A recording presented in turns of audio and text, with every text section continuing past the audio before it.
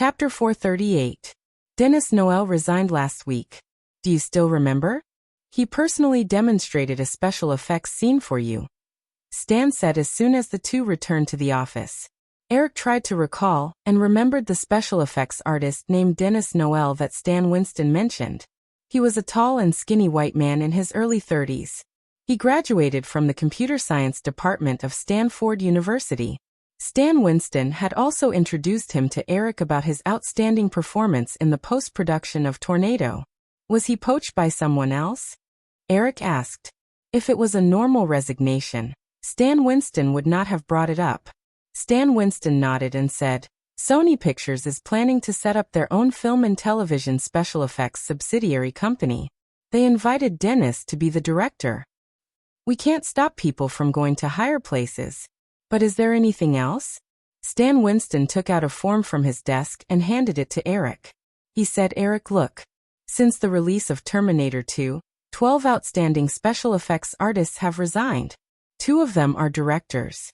There are even more ordinary employees who have resigned, but I didn't count them. Eric took the form and looked at it. Not only did it show the time of resignation, it also showed where they went.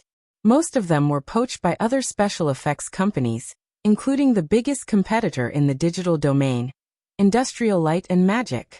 In addition, a few of them had set up their own special effects studio. Your side is better.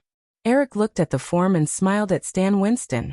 He said, the situation at Pixar is worse. John even submitted a report to me. He hopes to prevent this from happening through restrictive measures such as non-competition agreements. You don't seem worried at all? Stan Winston's worried expression eased a lot when he saw Eric's smile. Eric put down the form and looked at Stan Winston. He said, Stan, do you know how much R&D funds I have invested in Pixar and Digital Domain's R&D team since I took over? Stan Winston shook his head.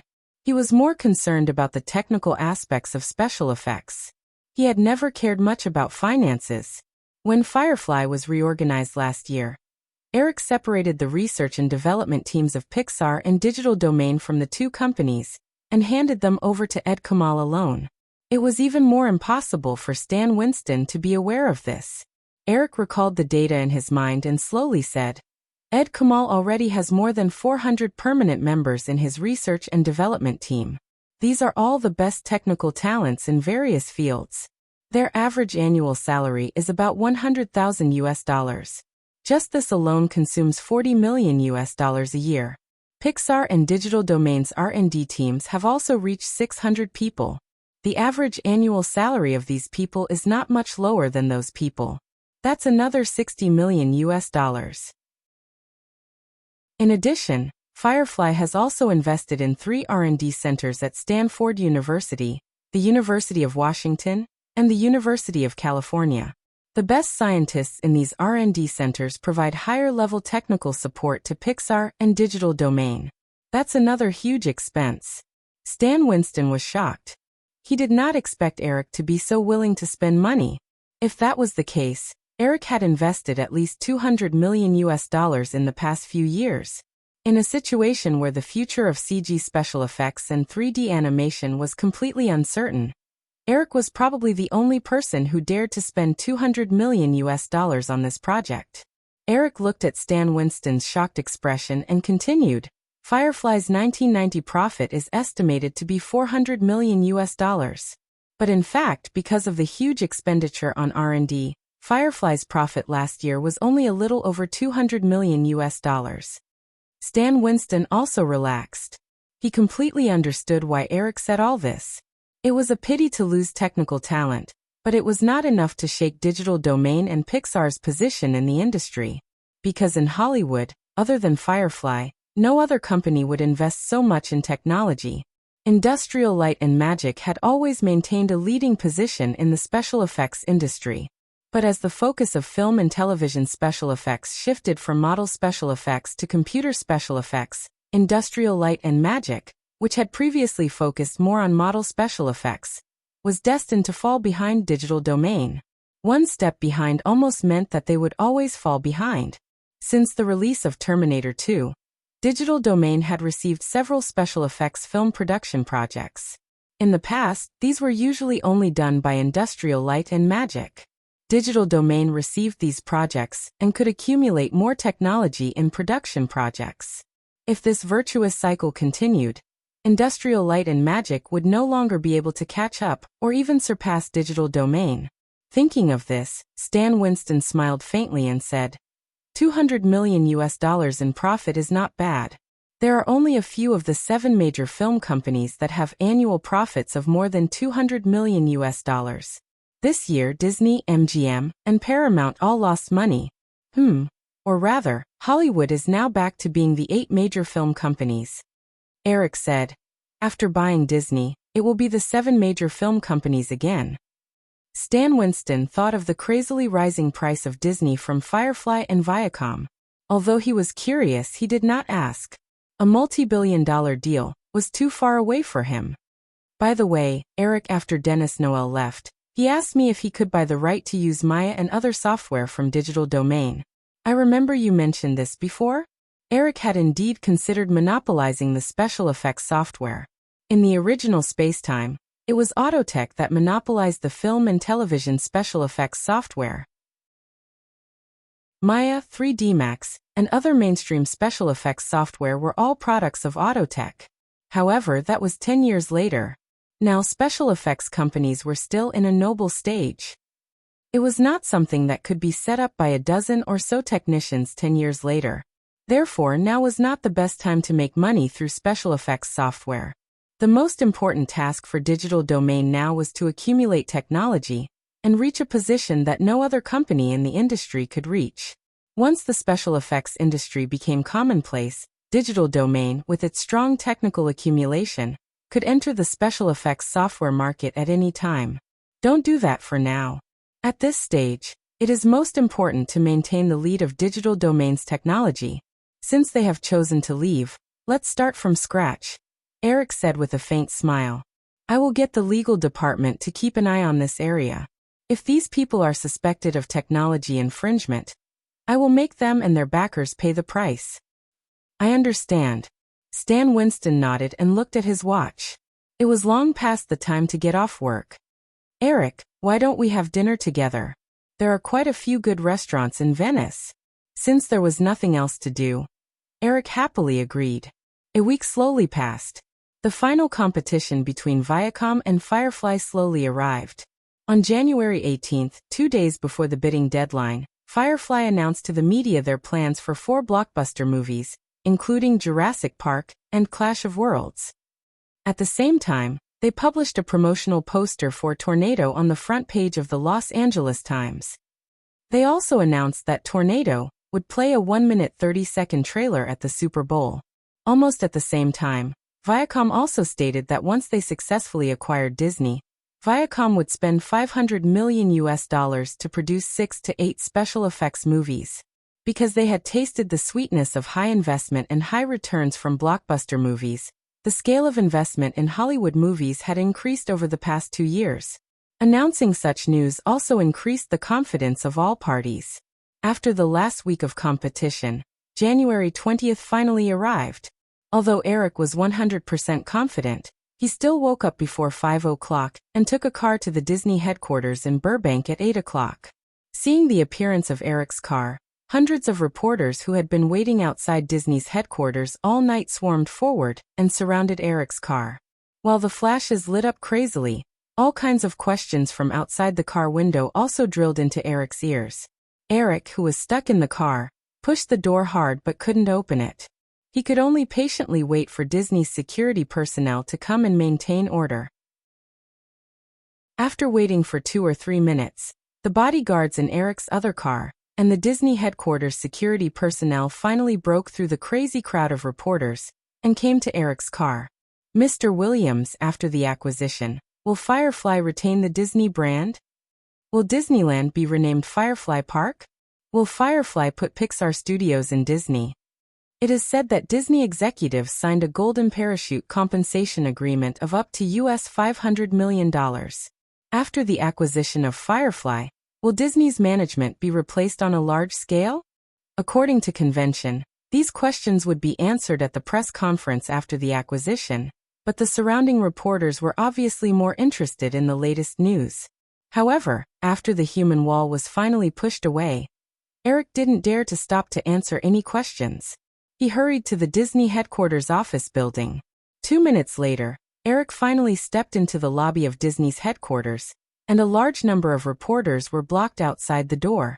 Eric took a deep breath and followed the Disney staff to a spacious lounge. As soon as he pushed the door open, Eric saw an old man reading the newspaper sitting on the sofa across from him. The old man was a little chubby, but the most striking thing was the scar left behind by the burn on his face. Obviously, this old man was the famous Sam Le Sherdong. Eric didn't expect their first meeting to be in this situation. He looked at the guide next to him. The young girl was also a little surprised. She then realized that she brought him to the wrong room. This was the lounge of the Viacom team. Although Eric didn't mind leaving, in the face of Le Sherdong's undisguised threatening gaze, leaving now was undoubtedly showing weakness.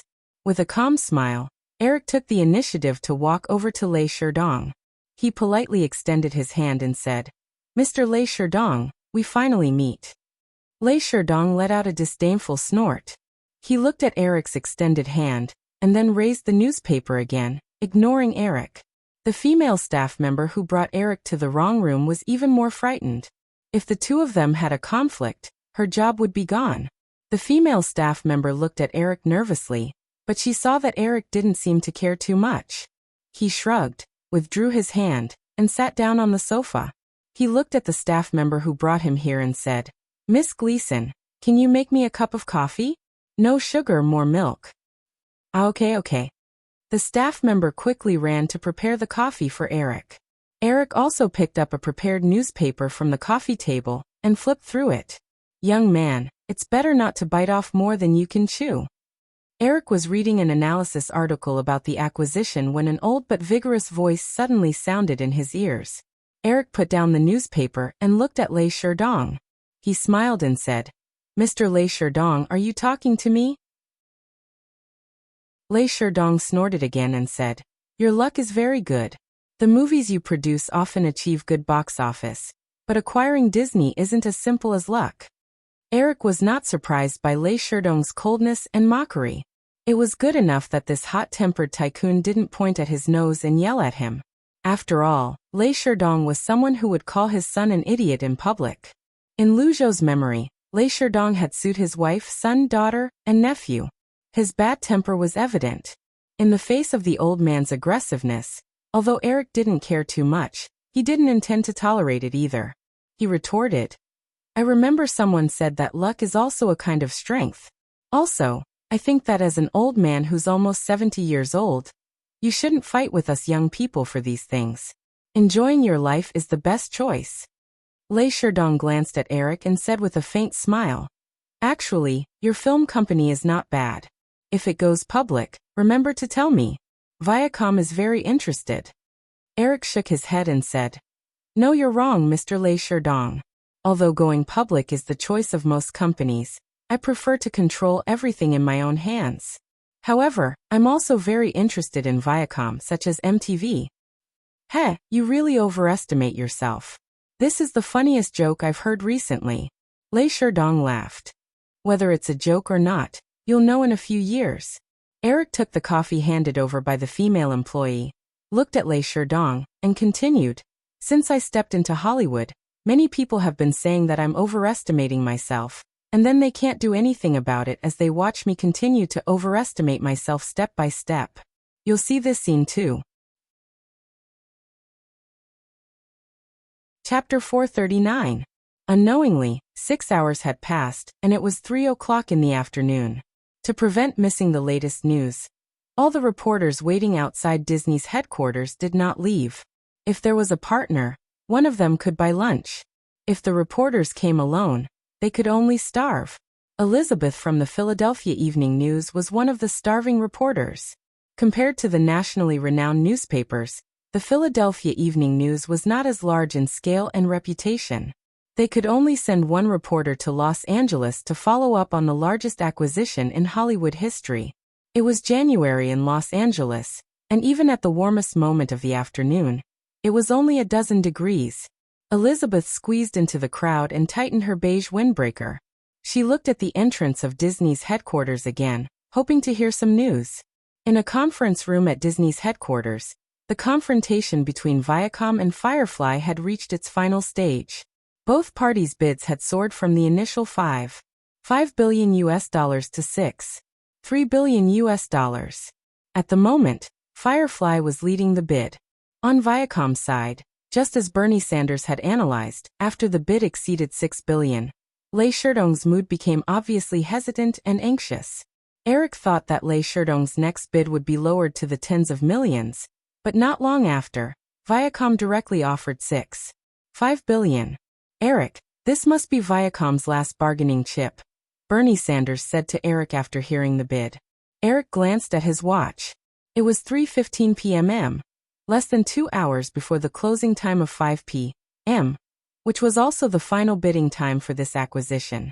At this time, Lei Sherdong directly increased the bid from $3 billion to $5 billion. The intention of the last gamble was obvious. Unfortunately, Viacom did not know how much bargaining chips Eric had. In the face of Eric's huge capital of $8 billion, Viacom's limit of less than $7 billion could not win. After some discussion, Firefly quickly added $100 million, pushing the price to $6 billion. After Viacom's acquisition team heard Firefly's bid, there was a brief commotion, then they requested a pause from Disney. After that, Lei Sherdong left with those people in a hurry. After half an hour, Lei Sherdong returned to the conference room with his main deputy. Eric saw that Lei Sherdong's side had lost half of its people at a glance. Lei Sherdong had a big fight with the other shareholders. I estimate that $6 billion has already exceeded the psychological limit of the other shareholders of Viacom. Chris, who had just left and returned quickly, whispered to Eric and Bernie Sanders. Those shareholders who had a falling out with Lei Sherdong have already left. They even publicly announced to the reporters outside that they will no longer support Lei Sherdong. If Lei Sherdong insists on doing things his own way, they will sue him for abuse of power. Therefore, if Lei Sherdong continues to bid, Viacom will find it difficult to complete the acquisition. Eric looked at Michael Eisner, who was not far away, and asked, "Does Disney know about this?"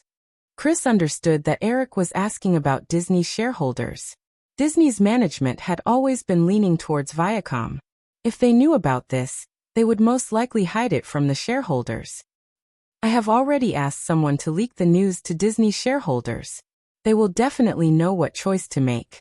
At this point, Chris gave a congratulatory smile and patted Eric's shoulder lightly. So Eric, Disney is yours. Eric finally breathed a sigh of relief. Half a year of preparation, half a year of busy work, a full 12 months, the dust had finally settled. As Chris expected, Viacom's representative quickly expressed that they would give up on the bid. Lei Sherdong looked indignant. He looked at Eric as if he wanted to swallow him whole. Although he had the intention to raise the price to $7 billion, Lei Sherdong did not lose his mind despite his anger. He knew that this was not like the hostile acquisition of Viacom a few years ago. That time, his acquisition chip was the National Entertainment Company, which was his personal property, and he had absolute control over it. However, this time, Viacom's shares were not in his hands alone. If he forcefully raised the price and did not get the support of the other shareholders, the bid would eventually be declared invalid.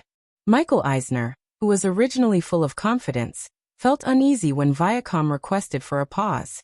Hearing that Viacom had given up on the acquisition, Michael Eisner's face instantly turned pale. A strong sense of anger and helplessness rose in him. Frank Wales, who was sitting beside Michael Eisner, saw his reaction. He had no choice but to take over Michael Eisner's work and stand up to announce the results of Firefly's bid. Although they had different thoughts, after the results were announced, there was still applause in the conference room. Lei Sherdong left quickly with his men without saying a word. Michael Eisner, who had recovered, looked deeply at Eric and whispered a few words to Frank Wales. He also stood up and walked out of the conference room. On the other hand, the shareholders of Disney walked over to congratulate Eric warmly. Outside Disney's headquarters, from the moment some of Viacom's shareholders left, All the reporters had already guessed the result of the bid. Not long after, Lei Sherdong left with his men, proving the result of the bid. However, Firefly's team did not come out even after an hour because they needed to sign the relevant contract with Disney's management. Could they have left through the back door? Firefly must want to expand the influence of this acquisition. How could they leave through the back door? It's not like this is a scandal. How much do you think the transaction price will be? About 6.5 billion. A classmate of mine works on Wall Street. I asked him about it and he told me. Elizabeth heard the discussions of her peers around her. She lowered her head and silently checked her camera and recorder. At that moment someone shouted, "They're coming out." Elizabeth quickly looked up and saw the entrance of Disney's headquarters. The security guards quickly formed a human wall. 7 or 8 middle-aged men of different ages walked over with a young man in his 20s. The group of reporters began to stir. Elizabeth quickly squeezed forward. Perhaps she was lucky, but Elizabeth managed to squeeze to the front of the crowd. Tomorrow at 9 o'clock in the morning, Firefly will hold a press conference at the headquarters. I hope everyone will be there on time. Eric said briefly and motioned for the security guards to push through the crowd. Elizabeth had just raised her camera and snapped a few photos of Eric when she saw that Eric had finished speaking and was about to leave. The large group of reporters certainly would not be satisfied with this answer. They had waited for a whole day to get the news as soon as possible. Therefore, before Eric even lifted his foot, the crowd seemed to explode with a violent force and surrounded Eric and the others.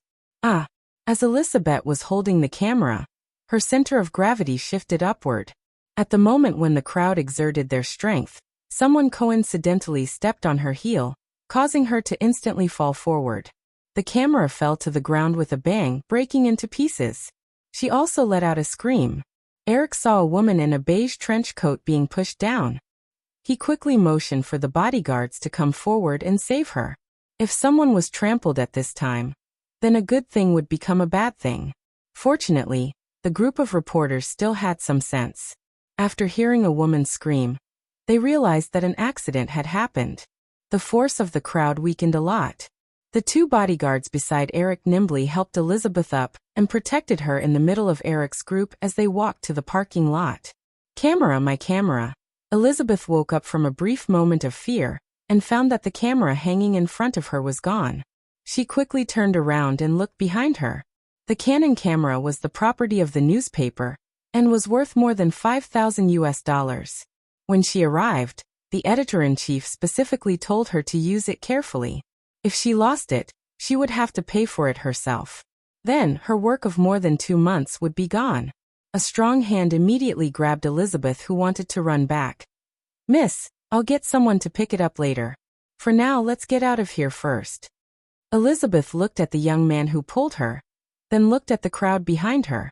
She was a little overwhelmed and followed the young man to the parking lot. She followed him into a black car. "Carter, help the lady find her camera.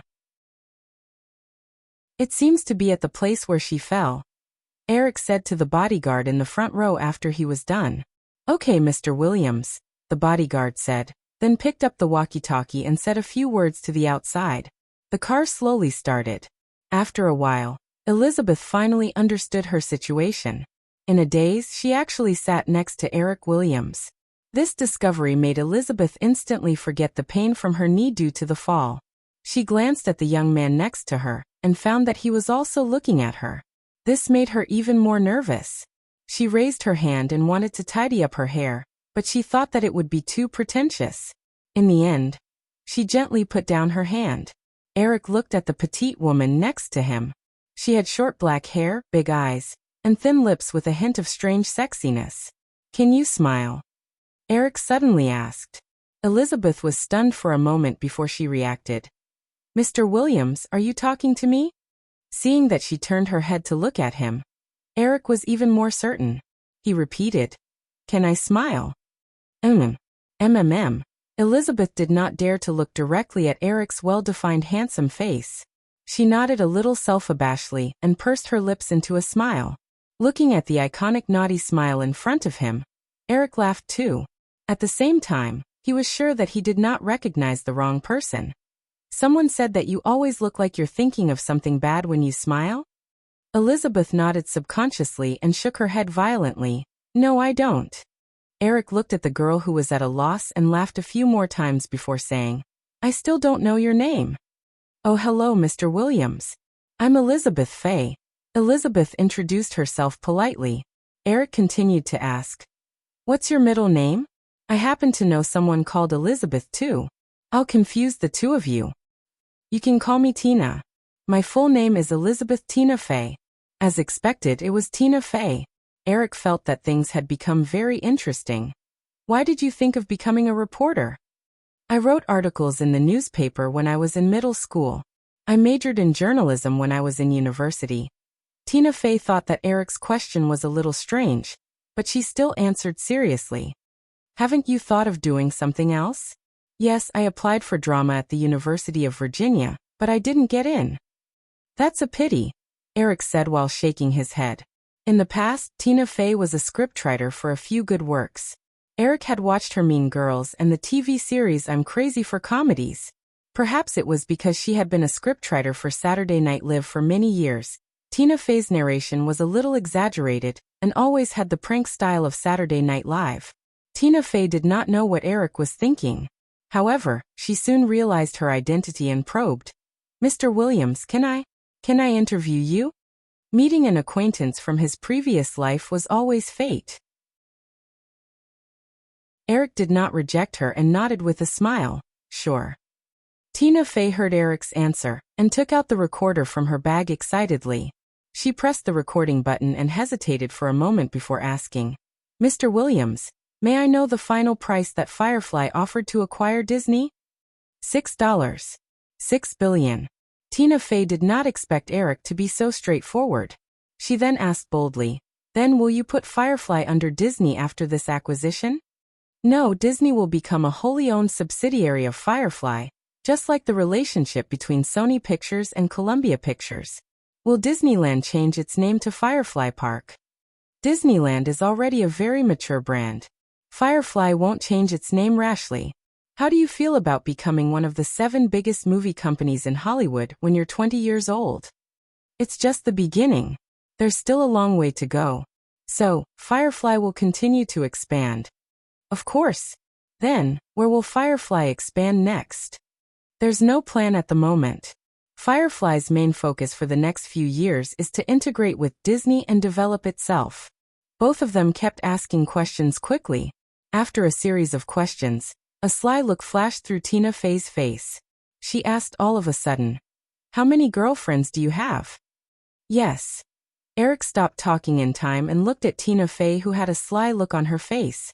He reached out his hand at lightning speed and snatched the recorder before she could react. Tina Fay saw Eric flipping a large part of the tape over. She pounced on him while begging for mercy.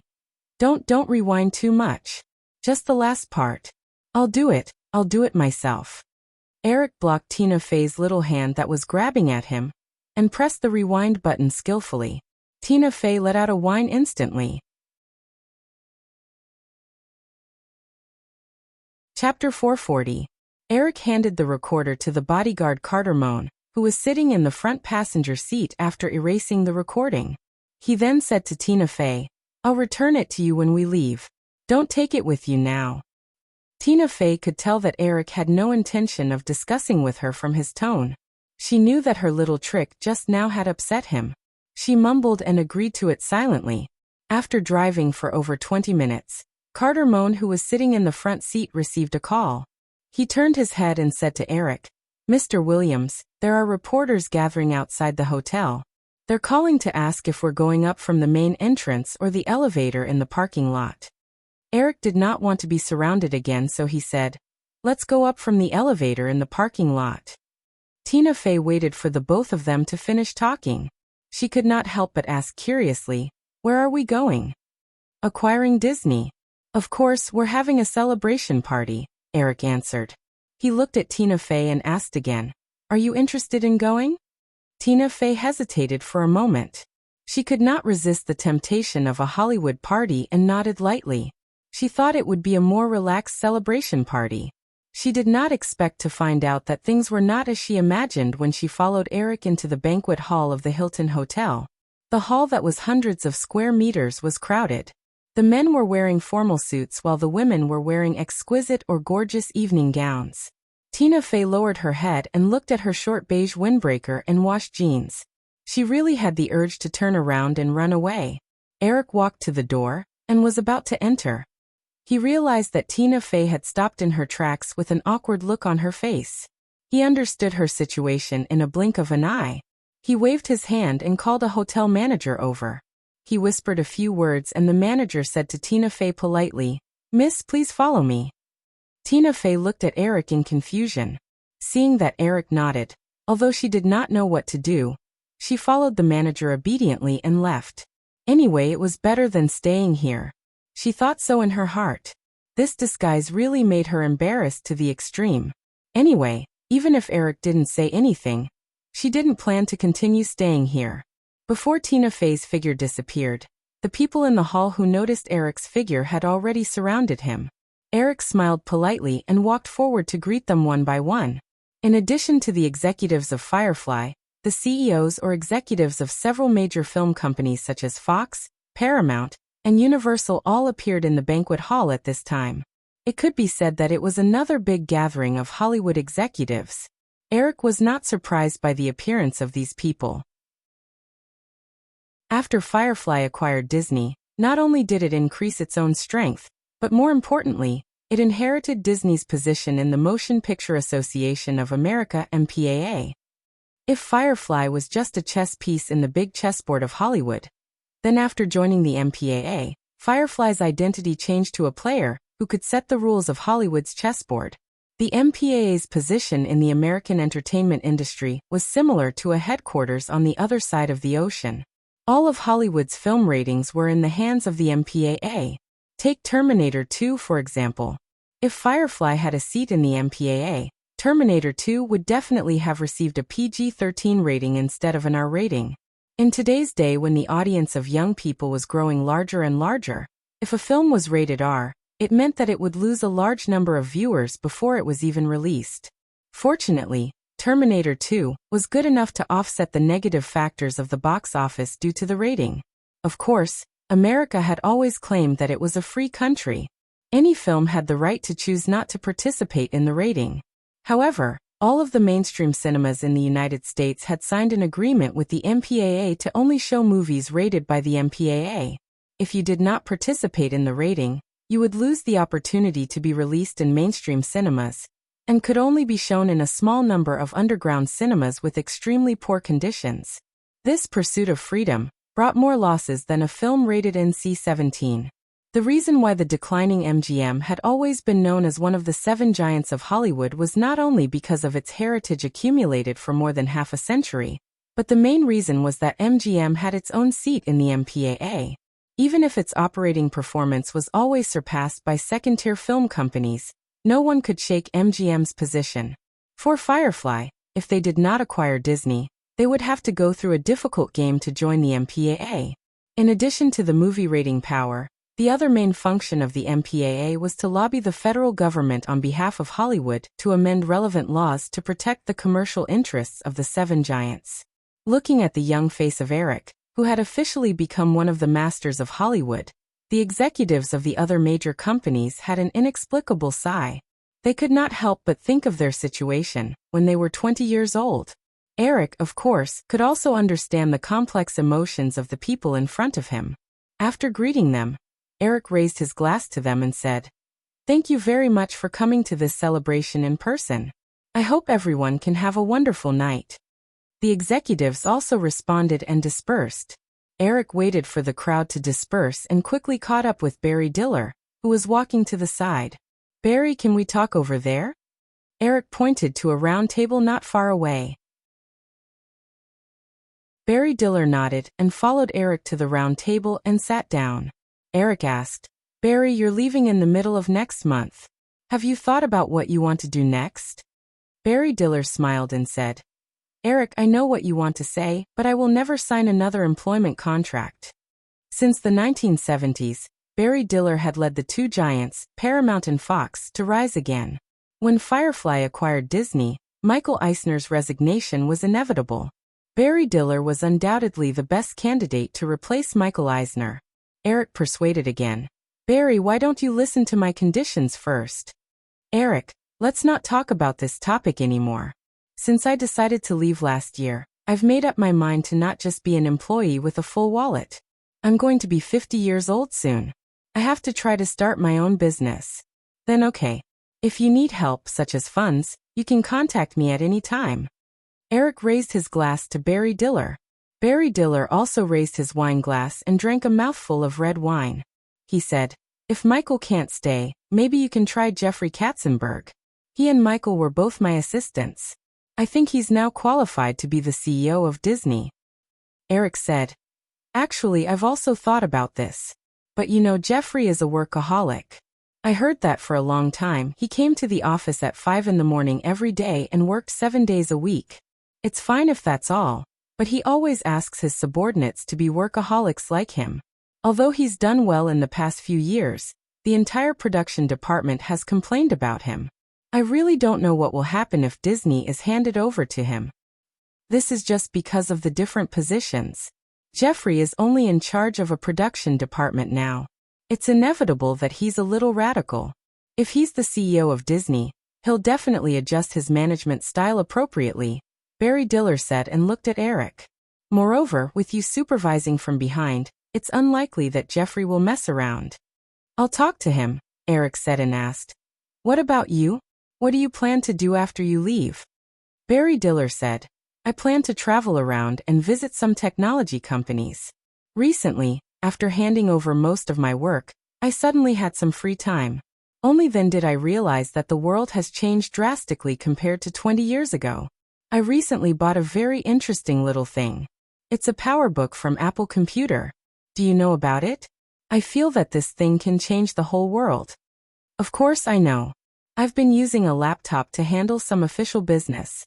The first one I used was IBM. Recently, I also bought a PowerBook 140, Eric answered. At the same time, he was surprised by Barry Diller's sharp intuition. He had always paid attention to Apple. Last year, when Apple released the first PowerBook 100, Eric bought one to play with. It was $2,500. It wasn't expensive, but it was definitely not cheap. It was just that the current laptop's configuration was maddeningly low. Even the latest PowerBook 140's configuration was only 4 of RAM and 120 of hard disk. Barry Diller looked at Eric with some surprise. He quickly felt that Eric was a young man, and would definitely be more receptive to these new things than an old man like him. Immediately, he felt relieved. The two of them chatted for a while about their views on personal computers and computer networks before Barry Diller got up and left. Eric, congratulations. As soon as Barry Diller left, Drew, who was wearing a rose-red dress, rushed over. Eric grabbed the little girl's waist and put her on the seat next to him. He looked up and saw another tall girl walking over. She smiled and greeted, Claudia, why are you two together? I just passed the audition for Disguised Stranger, Claudia Schiffer explained as she sat down on the other side of Eric. Eric didn't pay much attention to Disguised Stranger during this period of time. He asked Drew, who was sitting on the other side, have you settled the contract with Jim Carrey? Drew's tender face immediately showed a look of wanting to be praised. She stretched out 2 little fingers and shook them. Yeah, 2 movies for $8 million. Eric was a little surprised. What's going on? Didn't I ask you to give a package of $10 million? He asked for it. Drew's expression became a little angry. After the project was ready, we talked to him nicely 3 times, but he didn't give in. He also wanted $6 million for a single movie, and he was only willing to sign 1 movie. Oh, then what happened? Eric asked. Drew shrugged and said casually, then I sent them the contract directly. The first time, I sent them the contract with a remuneration of $10 million for 2 movies. The second time, it was reduced to $9 million. When I sent the contract with a remuneration of $8 million for the third time, they took the initiative to come over and sign the contract. Eric laughed and reached out to rub the girl's head. He praised. Not bad, you have a future. By the way, why didn't I see Liz today? Mr. Murdoch didn't come either?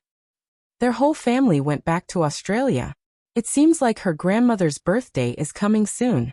Drew explained and asked, Eric, who was that girl just now? You found a new one? Eric asked subconsciously, what girl? Drew pouted. The one in the beige trench coat. Oh, you mean her? Eric was about to explain when he saw Tina Fey in a sky blue dress appear in his field of vision. He quickly waved at her. Tina Fey carefully lifted the hem of the borrowed gown and walked over a little uneasily. Not bad, very beautiful. Eric looked up and down at the approaching girl and commented. Tina Fey didn't feel the joy of a Cinderella becoming a princess at all. If the borrowed Armani custom-made dress on her was dirty or torn, she didn't know if she could afford it even if she sold herself. Drew quickly understood what Tina Fey was worried about from the way she walked. She didn't care that Eric was beside her and laughed. On the other side, Claudia Schiffer had been a model for a few years and often had to treat the works of famous designers carefully. Of course, she could understand Tina Fey's feelings. She also raised her wine glass to hide the smile at the corner of her mouth. Eric, aren't you being too petty? Since when did you fall in love with this type of girl? Drew whispered in Eric's ear as she watched Tina Fey sit down in front of the three of them. Eric glared at the girl to stop her from talking nonsense. He then introduced, This is Tina Fey. She's a reporter. Tina, this is Drew and Claudia. Tina Fey wanted to correct him that she was called Elizabeth Fey, but seeing Eric's natural expression, she acquiesced and greeted Drew and Jillian politely. Eric didn't want Tina Fey to feel awkward in front of the two girls. He stood up and extended his hand to Tina Fey. Let's have a dance together. Oh, okay. Seeing Eric leaving with Tina Fey, Drew blinked and looked at Claudia Schiffer from head to toe. What's wrong? Claudia lowered her head and looked at her clothes. Drew shook her little head and sighed. A man's heart is like a needle at the bottom of the ocean. A beauty like you is sitting here, and he's taking a country bumpkin for a dance. Claudia was stunned. She glanced at Eric's figure not far away and couldn't help but feel a little disappointed. However, she couldn't help but defend Eric. Mr. Williams is a gentleman. He's helping that lady out. Drew chuckled and whispered in Claudia's ear. You'll know in the future that he's not a gentleman at all sometimes. Claudia's cheeks were slightly hot, but she was curious as she mumbled, That's right. The last didn't wait for Claudia to finish stuttering and admitted it without hesitation. She then stared at Claudia and said with a smile, You're not going to report him, are you? Claudia quickly shook her head. She even regretted asking this question. Knowing this kind of thing wouldn't do her any good, Drew didn't say anything else. She stood up and extended her little hand to Claudia. Beauty, can I have a dance with you? Claudia took Drew's little hand and smiled. Just the two of us? Of course, I don't want to dance with those stinky men. You're the best. You smell good. Claudia stood up helplessly and allowed Drew to pull her to the dance floor. Chapter 441. Tina Fey opened her eyes in a daze. What appeared in her field of vision was not a single room in a hotel in Burbank, nor was it her rented house in Philadelphia. Instead, it was a spacious round bedroom. The bedroom's decoration was very simple, but there was a sense of delicacy everywhere. The bright sunlight that came in through the gap of the curtain showed that it was already late. Moreover, she was the only one left in the bedroom. Tina Fey turned her body sideways and put one of her arms under her head. She stared at the lonely pillow on the other side in a daze. She felt a little lost.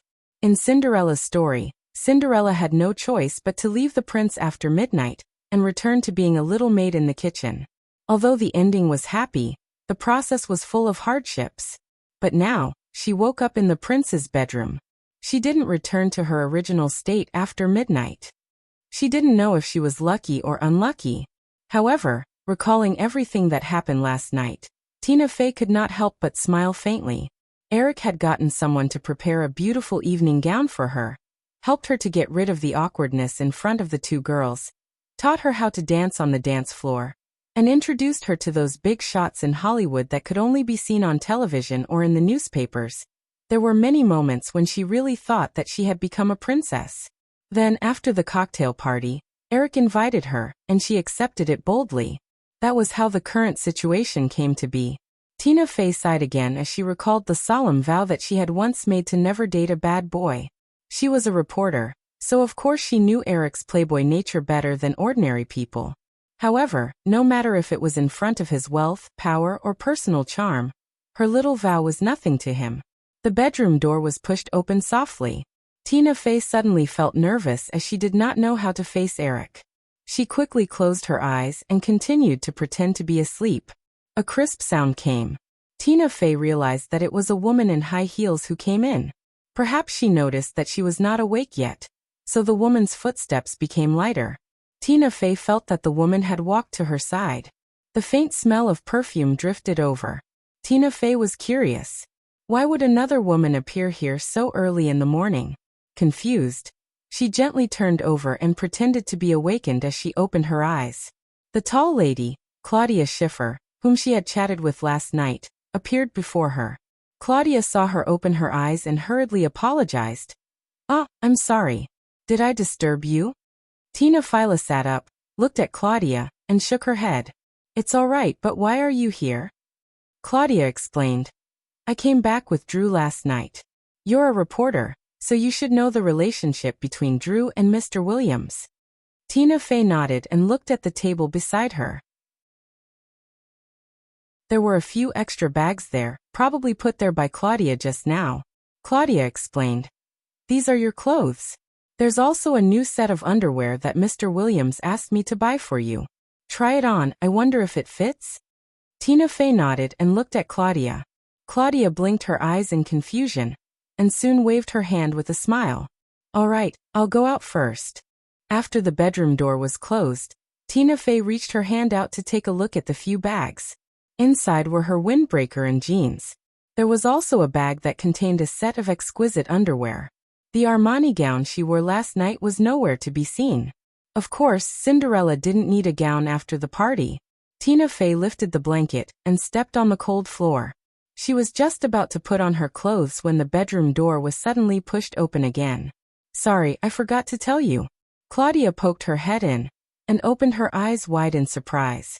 She didn't expect Claudia to turn around again. Tina Fey only relaxed after buttoning a button in a panic. She turned around and saw Claudia's surprised face. She asked, "What's wrong?" Claudia shook her head, but her eyes betrayed her thoughts. Tina Fey turned around and her face turned red instantly. She picked up a piece of clothing to cover her body in a panic. Miss Heaver, can you go out first? Claudia looked at Tina Fey, who looked like a frightened bunny. Not only did she not go out, she even approached her with a grin.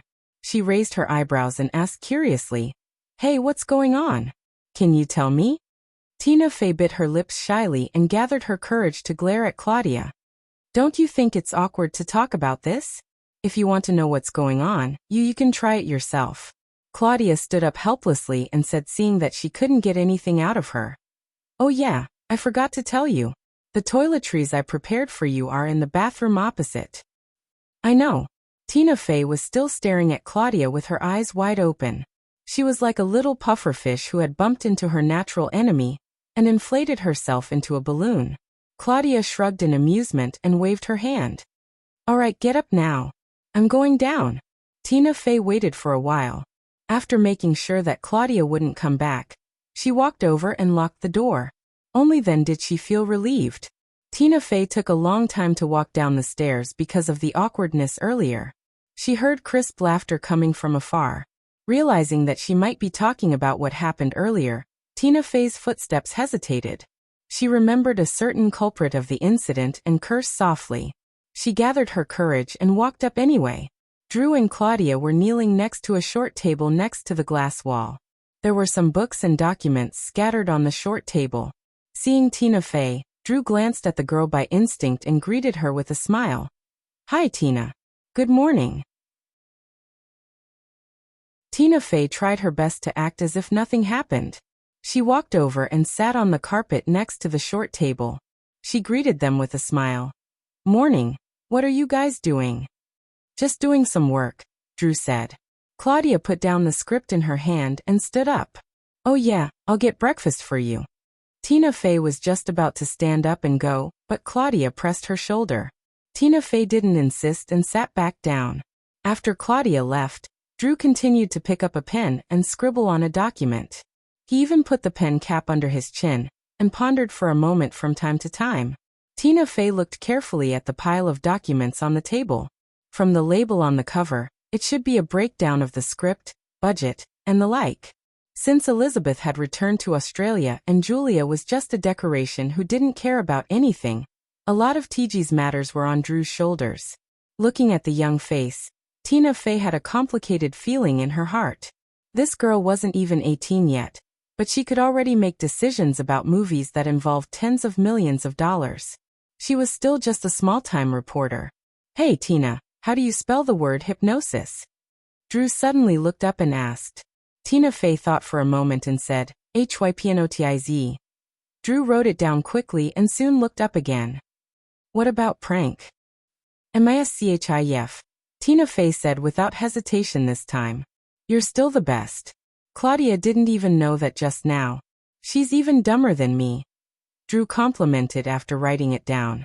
"Hey Drew, I'm German." Claudia happened to walk over with a small tray. She pushed the tray in front of Tina Fey and said, "I made it. I hope it'll suit your taste." Tina Fey thanked him and took a bite of the sandwich. She nodded with a smile. Claudia looked satisfied before turning to Drew and said, "Drew, I think you should hire an assistant." "I'm already looking for one, but there's no suitable one yet." Drew looked up and exchanged glances with Claudia. Both of them looked at Tina Fey at the same time. Tina Fey swallowed the food in her mouth and asked in confusion, "What's wrong?" "Hey Tina, you're a reporter?" "Yeah, Philadelphia Evening News. But this newspaper isn't very famous," Tina Fey said. Drew said, "Then how about you be my assistant?" Can I? I've only studied in community college for 2 years." Tina Fey shook her head in self-abasement. Drew waved her small hand. "This is Hollywood. The most unimportant thing is education. Even a guy like Chong Peters, who can't read more than a few words, can become the president of Columbia. What else is impossible?" Tina Fey put down the sandwich in her hand and asked Drew, "Why me?" Drew chuckled and said, "Because you can climb into Eric's company." "Stop joking." Tina Fey's face turned red again. "Of course I'm not joking. This means that you're very special," Drew said and pointed at Claudia. "Look, Claudia is prettier than you. She's taller and has a better figure than you. But she washed herself clean and sent herself to Eric, and he didn't like her." Claudia slapped Drew's hand mercilessly and said, "It's not like that. You're just messing around." "Humph. Do you want me to describe someone's pitiful appearance that night?" Drew immediately laughed and changed the topic. He turned to Tina Fey and asked, "How about it? Are you willing?" I'll think about it." Tina Fey was still a little hesitant. Drew added fuel to the fire and said, "Tina, this is a good opportunity. If you agree, you can stay in Hollywood and see Eric often. If you return to Philadelphia on the East Coast and continue to be a reporter, you might never see him again in your life." Tina Fey imagined the situation that Drew described in her heart and suddenly felt a strong sense of loss. She couldn't help but ask, "Oh yeah, where's Eric?" Drew saw that Tina Fey was already moved, so he didn't continue to persuade her. He said he went to the company early. He has a lot of things to do today. "Oh yeah, you can definitely see him on TV," Drew said and looked under the short table. He took out the remote control and turned on the TV not far away.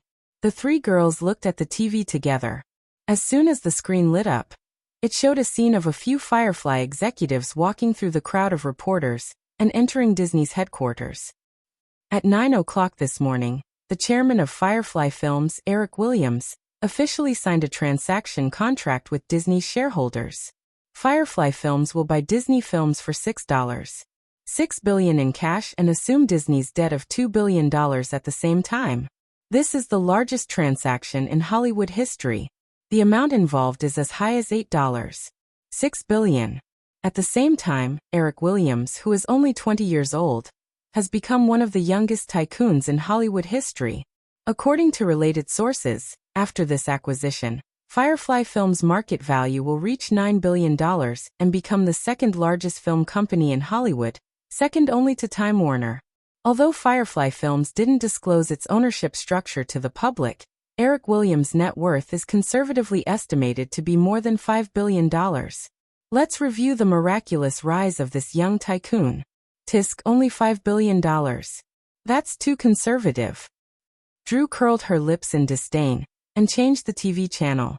The screen cut to a studio. Eric's figure was still in the background of the studio. The host and guests were endlessly analyzing the various effects of Firefly's acquisition of Disney. Obviously, the analysis of the two experts was too professional. The girl couldn't understand and immediately changed the channel. I remember the black skies, the lightning all around me. In the familiar accompaniment, the sound of the single new DVD that Eric released was heard.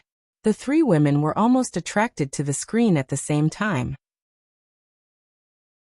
In the exciting song, a large number of images of Eric appeared on the screen, including the only film Eric acted in, Back to 17, the rare set photos of Home Alone, the classic scenes in the movies he directed, etc.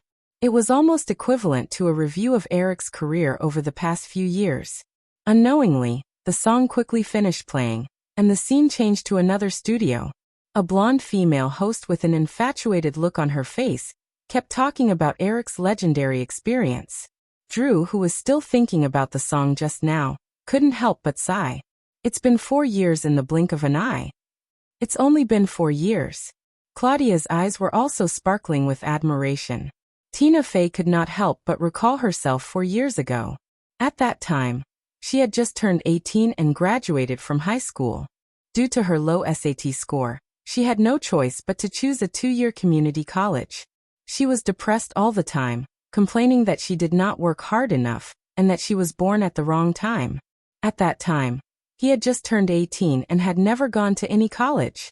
However, he was like an alien star that suddenly broke into the sky and became brighter and brighter. Thinking about this, Tina Fey's emotions became even more scattered.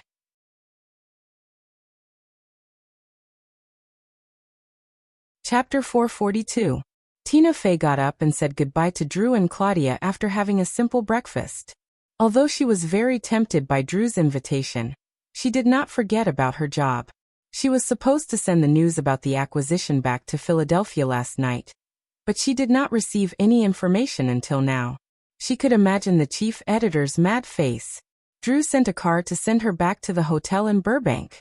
The car passed through Malibu City and drove steadily on the Pacific Rim Highway. Tina Fey only seemed to have woken up when she looked at the blue sea outside the car window. She opened her satchel and took out a camera from it. She fiddled with it thoughtfully. It was not a new camera, but it was definitely not the one she brought from the news agency.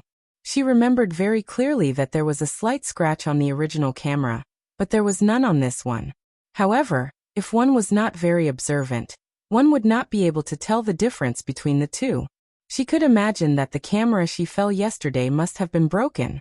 Eric had prepared another one for her, but he did not simply get someone to buy a new one for her to take care of her pride. Tina Fey could not help but smile faintly. No wonder this man could attract so many women. Other than being a little violent, he was flawless in every other aspect. Not only did she not hate him at all, she could not help but excuse him. She thought to herself, he's already so perfect. If he doesn't have any little quirks, how are other people going to live?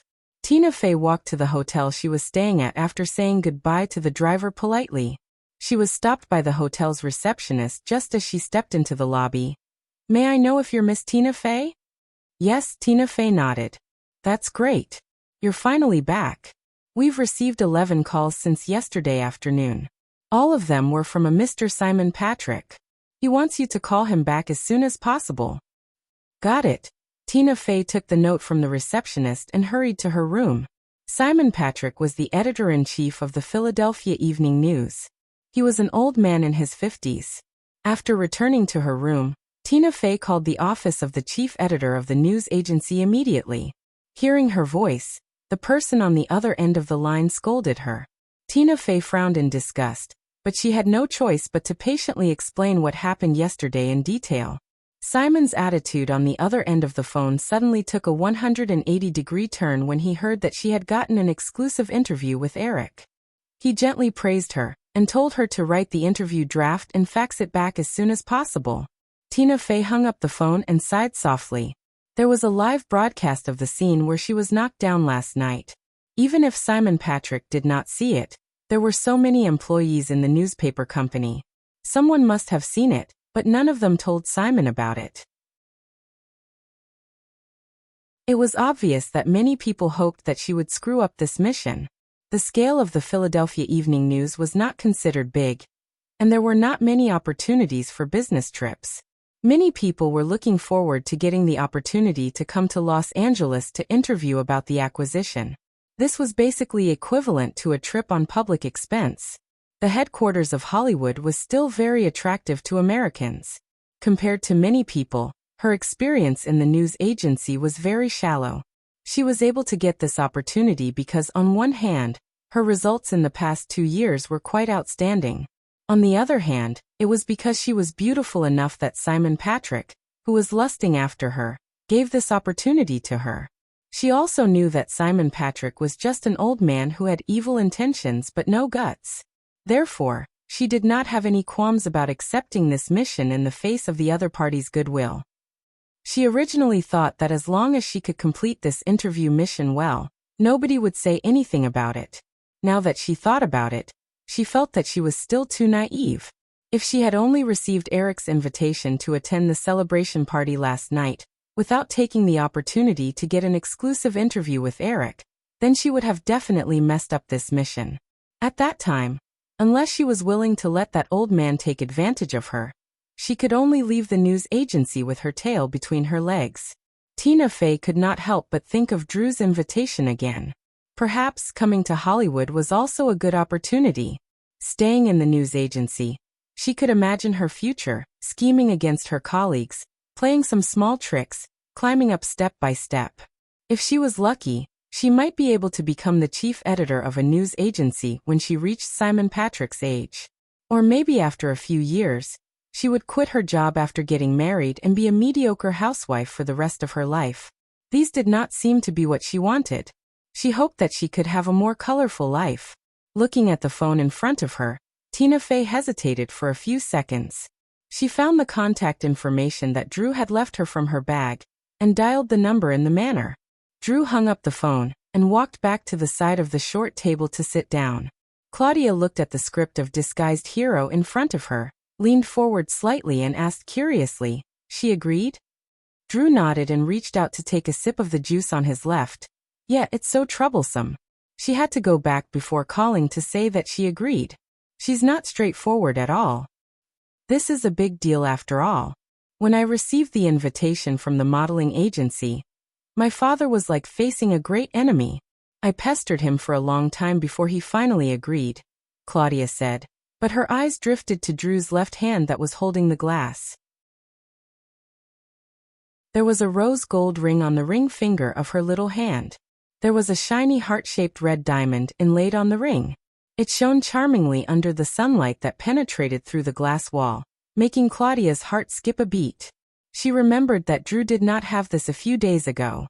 She could not help but ask, "Hey Drew, I've always wanted to ask you." Claudia could not help but point at the ring. "Where did you buy this?" Drew put down the juice and waved his hand in front of Claudia proudly. "Isn't it beautiful? Of course, the pattern on it is very strange too. Can I have a look?"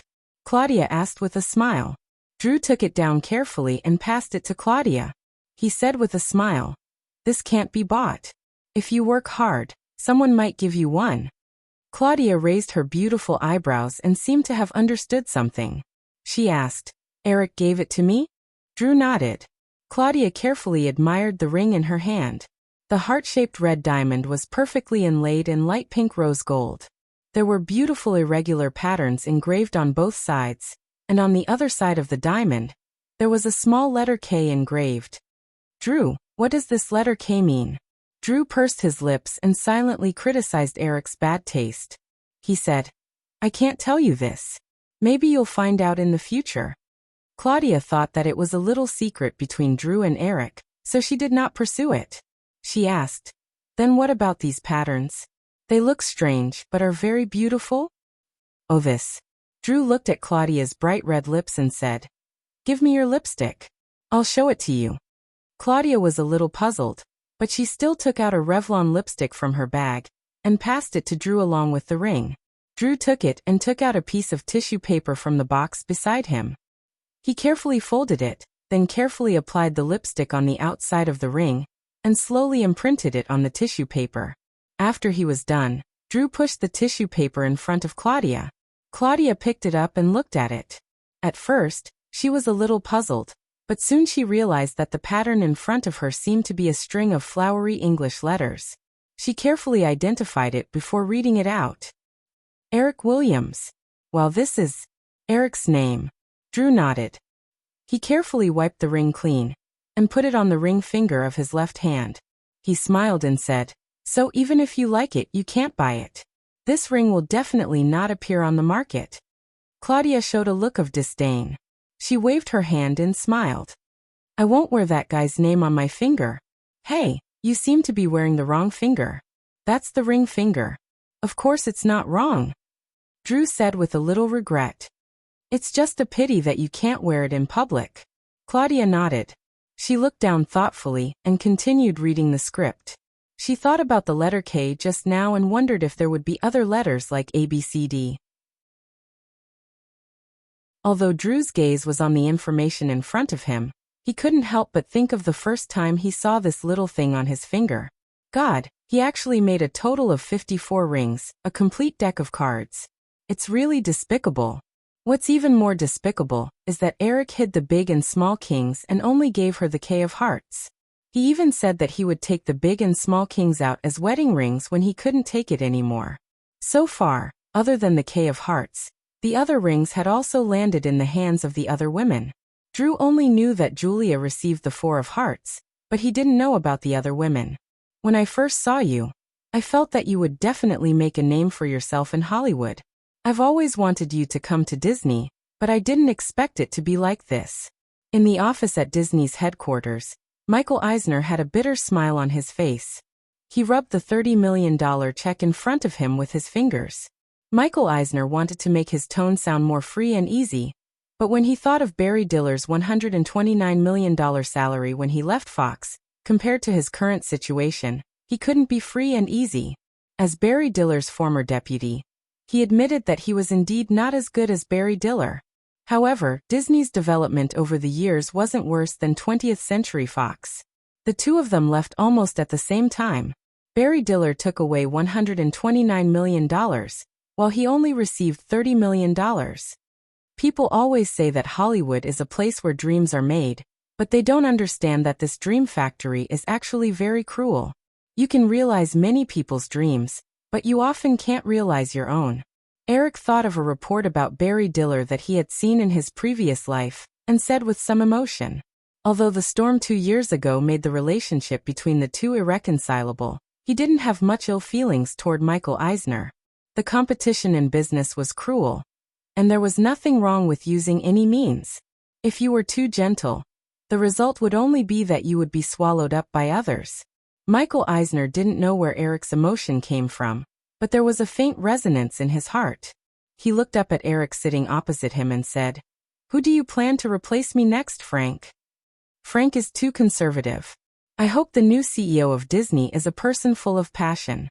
Michael Eisner looked at Eric and said, "Then it must be Jeffrey." Eric just smiled. He hadn't talked to Katzenberg yet, but since Barry Diller had personally recommended Katzenberg to him, Eric had basically made up his mind. Michael Eisner put away the check and opened his mouth to say something, but in the end he didn't say anything.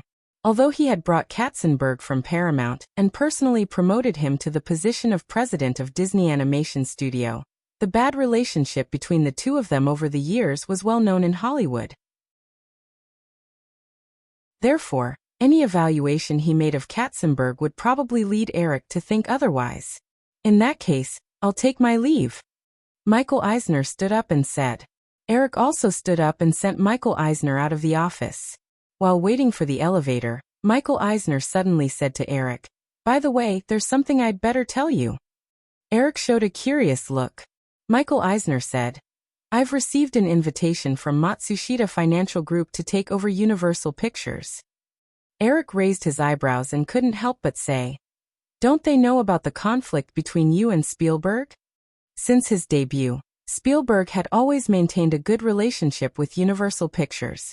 It was said that Spielberg still owed Universal 7 film contracts.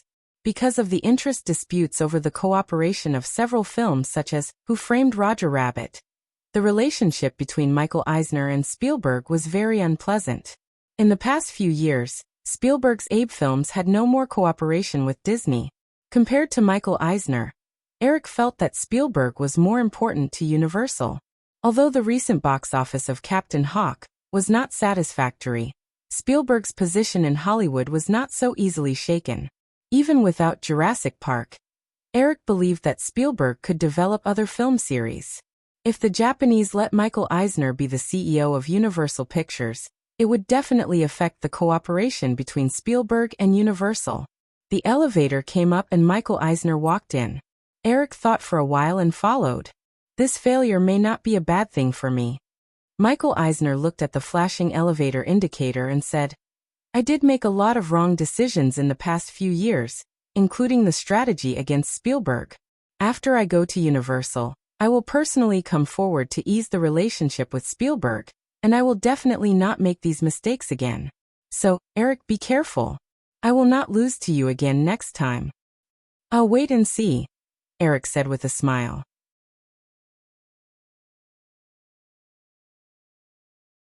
Chapter 443.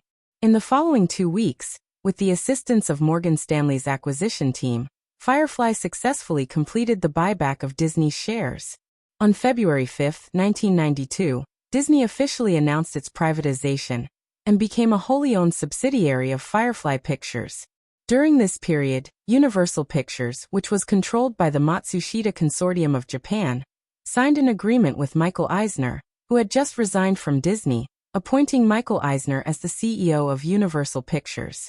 The former head of Universal Pictures, Sid Simberg, was fired and left the position of the head of Universal Pictures in a sorry state. Sid Simberg had been in control of Universal Pictures for nearly 20 years. His power was deeply rooted in Universal Pictures, and he had discovered a large number of famous filmmakers such as Spielberg. The Matsushita Consortium of Japan was the same as Sony, because they were worried about the backlash of the American people. In the 2 years after the acquisition in 1990, the extent of their power was even greater than Sony's to Columbia. Matsushita basically did not participate in any of Universal Pictures' decisions.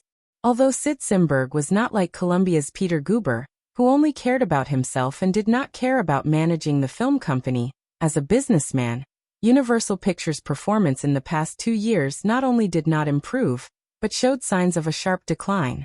Sid Simberg, on the other hand, used Universal's resources to make a lot of profits. The senior executives of Matsushita realized that if this continued, the acquisition of Universal Pictures would be their biggest failure. In order to prevent the situation from worsening, Matsushita took advantage of Michael Eisner's resignation from Disney and began to make substantial changes to Universal's management. Because of Sid Simberg's deep-rooted influence, Michael Eisner's process of taking office was not easy at all. Under internal and external pressure, Michael Eisner made a large number of personnel changes at Universal in a short period of time. Michael Eisner has been in office for a week, and 14 senior executives of Universal Pictures have been fired. Eric pushed a newspaper in front of Jeffrey Katzenberg, who had just walked into the office. Anyone who knew Katzenberg knew that he was a very arrogant person. However, at this time, Katzenberg was sitting opposite Eric with a smile on his face. At least on the surface, he looked respectful. After taking the newspaper from Eric and quickly skimming through the news, Katzenberg said, "This is necessary. Many of Universal's senior executives have followed Sid Simberg for more than 10 years. If Michael doesn't do this in less than half a year, he will have to leave Universal the same way he came, and Panasonic will have to invite Sid Simberg back." Eric held a pen and wrote and drew on the draft paper in front of him, as if nothing had happened. He asked casually, "There are now many people promoted by Michael in Disney. What do you think I should do?" Although Eric asked casually, Katzenberg perked up. For more than half a month, the position of CEO of Disney had been vacant. Many people were guessing who the next CEO of Disney would be. Rumors spread like wildfire. Some said that Eric would personally take over as CEO of Disney, while others said that the successor would be the current president of Disney, Frank Wales. There were even rumors that Firefly would appoint Walt Disney's nephew, Roy Disney, as the new CEO. However, Katzenberg had received some hints from Barry Diller early on. During this time, he had been quietly making the relevant preparations and did not jump up and down like some people. The biggest problem facing Disney at present was that at the beginning of the acquisition, Disney's management had passed the Golden Parachute plan with a total compensation of up to $500 million. This meant that within 2 years, Firefly could not make too many changes to Disney's senior executives. Eric, Disney's situation is very different from Universal's. Universal has been run by Sid Simberg for 20 years. It's completely solid.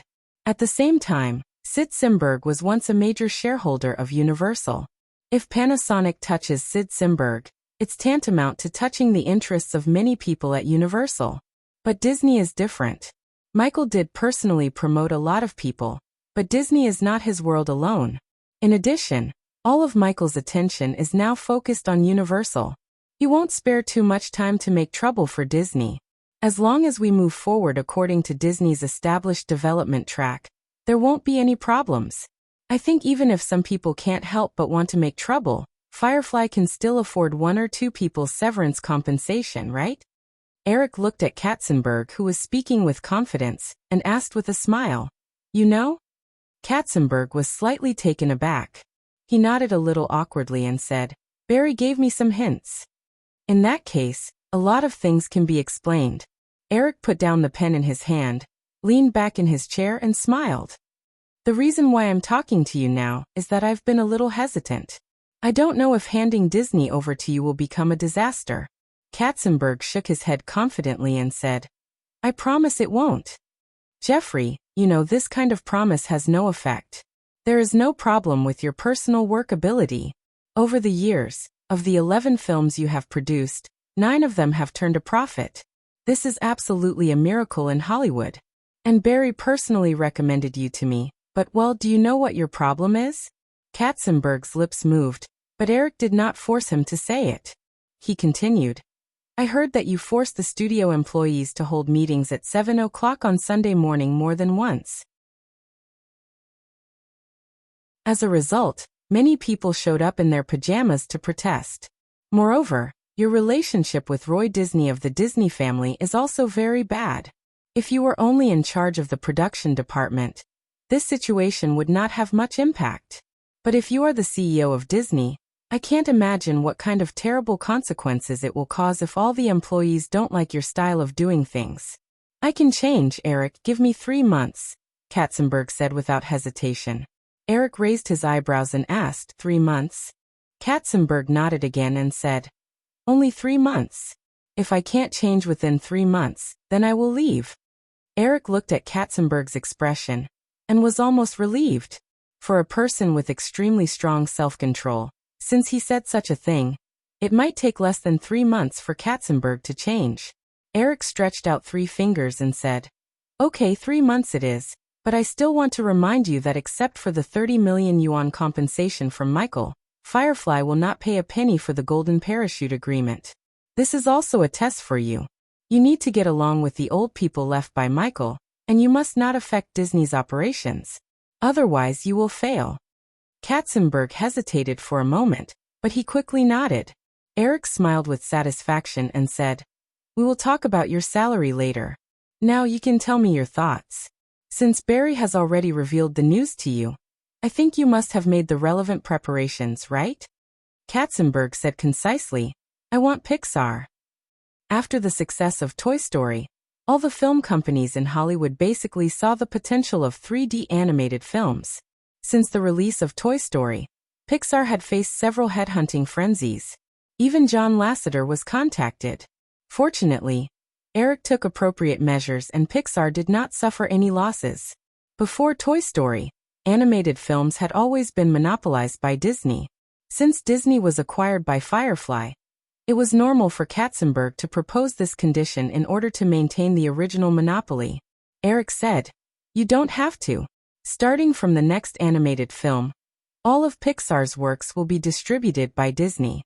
At the same time, the brand management and derivative development of Pixar's animation will be operated by Disney. Eric, I have read some information about Pixar. Don't you think that Pixar's efficiency is too low? One animated film every 2 years is indeed a little low, but Pixar is taking the high-quality route. Moreover, as the president of Disney, you should know that animated films can't be fast even if you want to. But at least one animated film a year shouldn't be a problem, right? Computer production is much faster than manual production, right? Eric remembered that in the original Space-Time DreamWorks animation, founded by Katzenberg, was famous for its high production output.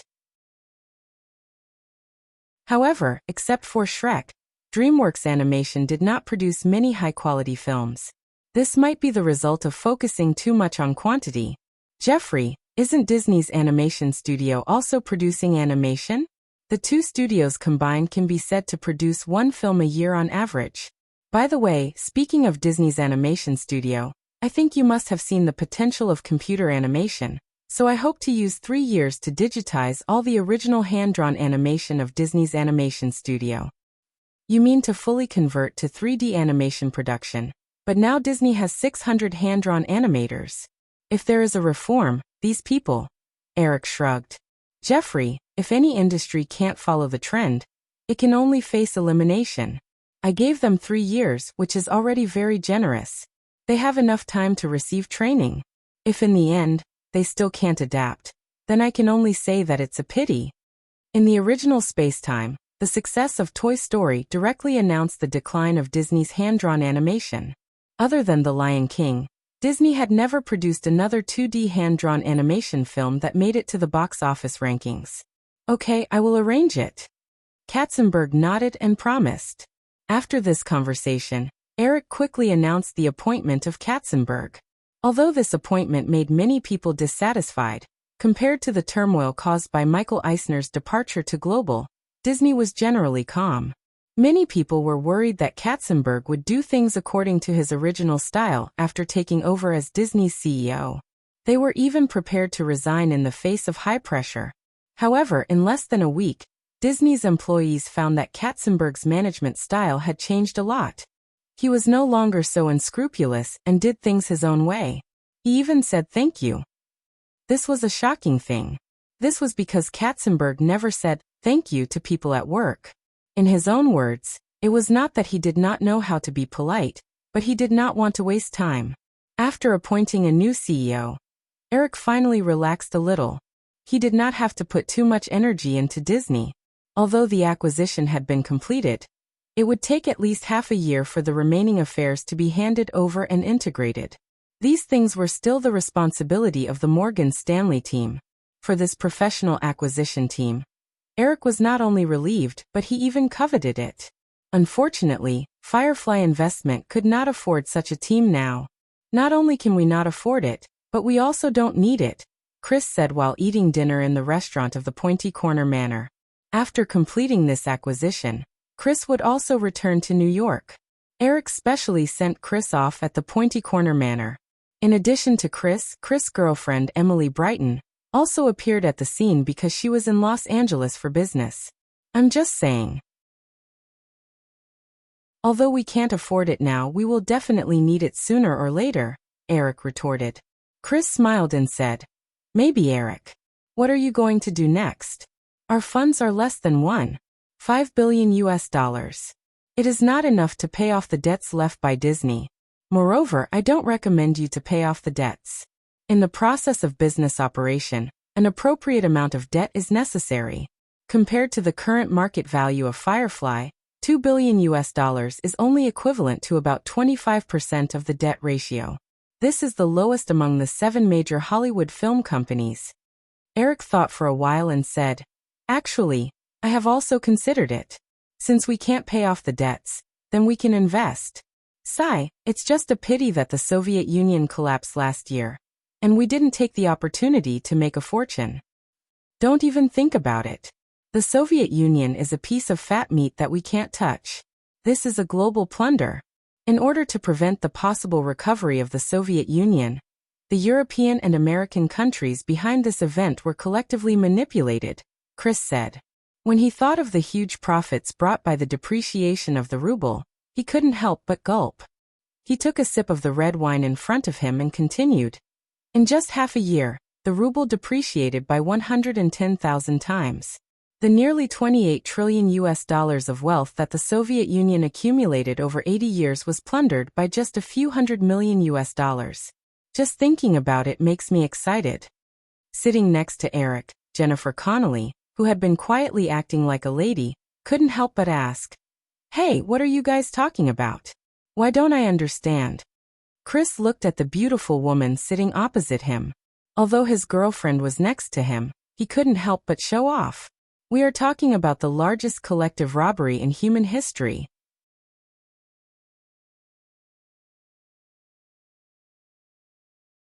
Chapter 444. No one would believe that the ruble crisis was an accident. Ever since Gorbachev started to reform the Soviet Union's economy, the ruble crisis had already started. At the end of the 1980s, the Soviet Union opened its financial market to the West without any precautions. Almost instantly, a large number of foreign banks, investment companies, and even insurance companies swarmed into the major cities of the Soviet Union. They used high interest rates to absorb more rubles from the Soviet Union's citizens and enterprises than the Soviet Union's local banks. At the same time, the Soviet Union started to privatize state-owned enterprises. A large number of state-owned enterprises were distributed to the Soviet Union's citizens in the form of shares and bonds. Compared to intangible shares and bonds, the ordinary people undoubtedly preferred to see real money. Therefore, the Western investment companies began to use the rubles they absorbed from the Soviets to buy the shares of their state-owned enterprises. When a large number of Soviet state-owned enterprises were in the hands of the Westerners, the final blow came. In the second half of 1991, the North American and European countries began to speak ill of the Soviet Union's economy. For a time, the newspapers and media were filled with negative news such as the Soviet Union's reform will inevitably lead to destruction. The Soviet Union's economy is about to collapse. The market value of rubles is seriously overvalued. The ruble needs to be repriced, and other negative news. When everyone said the same thing, even the most determined people would be shaken. Therefore, the fear of the collapse of the Soviet Union's economy and the sharp depreciation of the ruble quickly spread among all classes of the Soviet Union. Dumping, bank runs, hoarding, panic buying. Under the control of the Western countries, a series of irrational and blind actions in the Soviet Union dragged the ruble, which was already on the verge of collapse, into the abyss. In just a few months, the exchange rate between the ruble and the US dollar fell from 1 to 2 to 112,000 to $1 US like an avalanche. In the history of mankind, even during the most tragic period of war, there had never been such an alarming inflation. The rubles in the hands of the Soviet Union almost became a pile of worthless waste paper. As everyone knew, a country's currency was usually supported by its own gold reserves. Under the situation of the ruble's rapid decline, the Soviet Union began to use its own gold reserves in an attempt to directly sell gold to solve the country's economic crisis. At the same time, the most serious international gold price crash of the 20th century timely happened. After the collapse of the gold price, the Soviet Union wanted to export gold for cash, but they could not find any buyers. The collapse of the gold price was the last straw that overwhelmed the Soviet Union. On December 25, 1991, Soviet President Gorbachev admitted that the economic reform had completely failed. He signed several presidential decrees in succession, declaring the dissolution of the Soviet Union. The only superpower in the world that could compete with the United States was annihilated at this moment. Chris was very eloquent. He described this world-class game in a thrilling way. Emily, who was sitting beside him, couldn't help but put down her cutlery as she listened. She looked at her boyfriend with admiration, while Connolly's eyes widened. So, all the wealth of the Soviet Union has been snatched by us? Connolly asked curiously after Chris finished speaking. Chris shook his head. Of course not. This is not a zero-sum game where the winner and loser are equal, but a wealth evaporation. The wealth accumulated by the Soviet Union for more than half a century is like a pot of boiling water heated by a fierce fire. The water in the pot evaporates, and the speculators only get some dew condensed on the lid of the pot. Connolly imagined the scene described by Chris and clicked his tongue. That's really wasteful. Emily, who was sitting beside Chris, interjected at this time. I think the dissolution of the Soviet Union is a good thing. At least we don't have to face the threat of a nuclear war. Eric nodded. Yeah, the Big Ivan that blew up the entire Arctic Circle scared the world.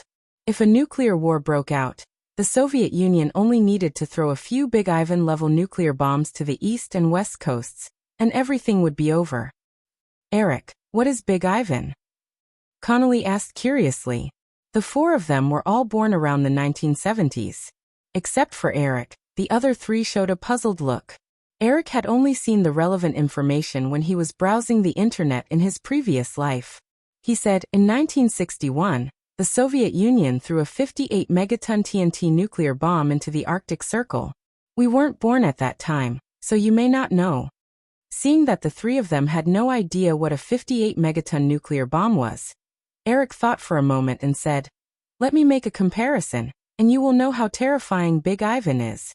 After the Big Ivan nuclear bomb was dropped, the plane that dropped the bomb flew 250 kilometers away at a subsonic speed before the nuclear bomb exploded, but it was still shaken by the shock wave after the nuclear bomb exploded, and the plane was almost destroyed. Conversion: the nuclear bomb affected an area of 200,000 square kilometers, almost the size of 2 New York states. On the other hand, the little boy that exploded in Hiroshima in 1945 only had a yield of 13,000 tons, but the high temperature at the moment of explosion directly vaporized 70,000 people, and the subsequent death toll exceeded 200,000.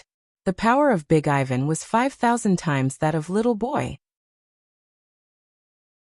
It is said that the Soviet Union later developed a 100-megaton TNT nuclear bomb, but because they couldn't find a wide enough nuclear test site, they didn't detonate it. When Chris and the other two heard Eric's words, they all showed a faint look of fear.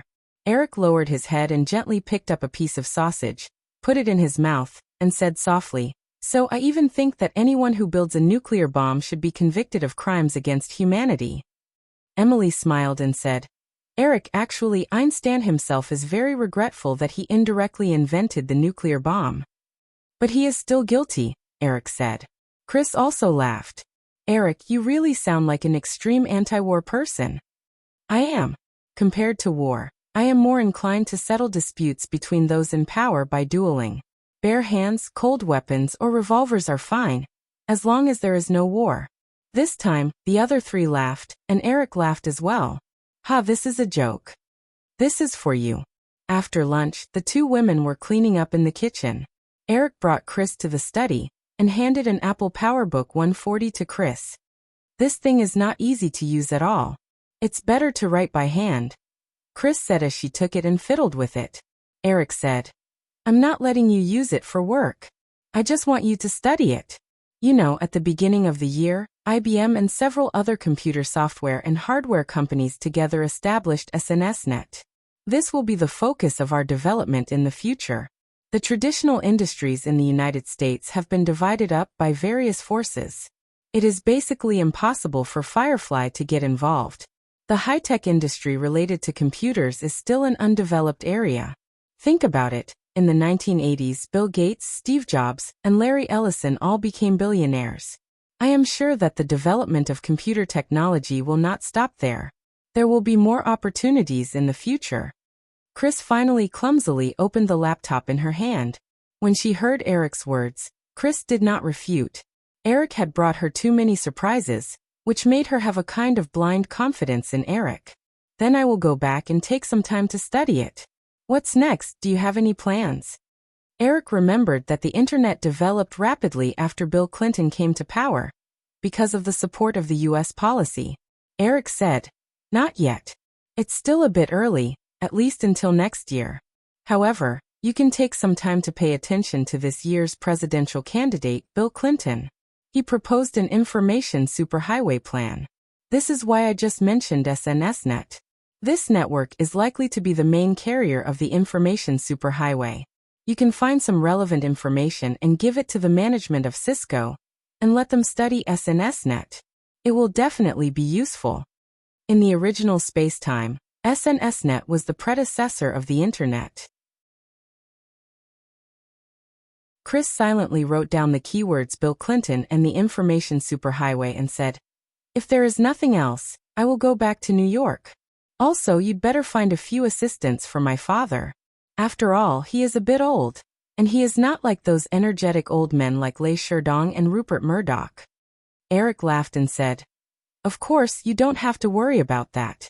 However, he definitely doesn't want to hear you say that about him." Chris shrugged and said, "No old man would like to hear that, but it is the truth." Chris and Emily were going back to New York by 4 o'clock in the afternoon. Eric chatted with Chris for a while, and then saw them off. "I've made an appointment with Jeffrey Katzenberg to take a look at Disney's production base. Do you want to come with me?" Eric asked Jennifer Connelly after sending the two of them off. Connelly shook her head and said, "No, I just finished filming. I am too lazy to move. I will rest in the villa. Come back early tonight."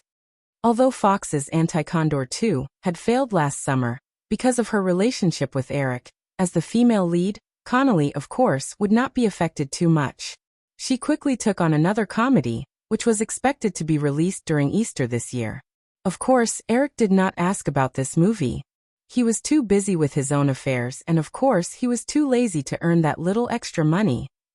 Eric looked at Connelly's delicate face and said, "Then you can stay at home.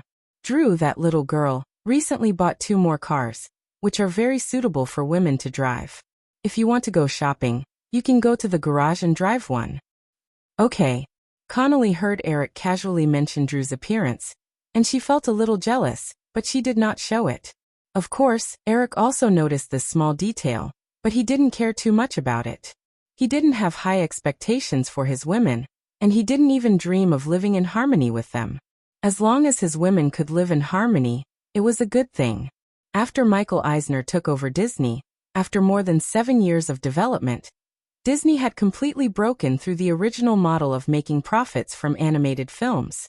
Now, Disney not only had Disney Studios, which produced all-ages films and animations, but also Touchstone Pictures, which produced PG-rated films and above. In addition, Disney also had its own children's TV program, but the scale was small and the sales had not been very good. Compared to the Firefly Studio in Praia Vista, Disney's production base was smaller, but it was located in the more prosperous Burbank. The story of Aladdin is adapted from a medieval Arabian story about a magic lamp that can grant people's wishes. The story is from the famous page 1001.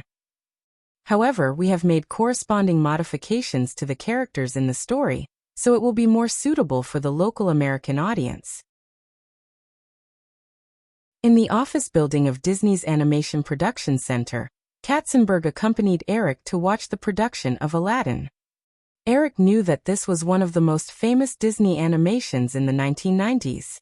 After watching it, Eric and Katzenberg went to Katzenberg's former office together. The secretary served them coffee and left. Eric asked, "Besides Aladdin, does the studio have any other animation plans?" "Of course there are many. In the past, during every week's meeting, I would ask each supervisor to provide 5 animation ideas. After accumulating them, we have confirmed that there are 5 or 6 projects in the project preparation period." Eric asked, "You remember all these, right? Tell me about them." Katzenberg felt that Eric's reaction was a little strange, so he said, "Why don't I get someone to bring the proposal for you to take a look? Everyone knows that you have good taste."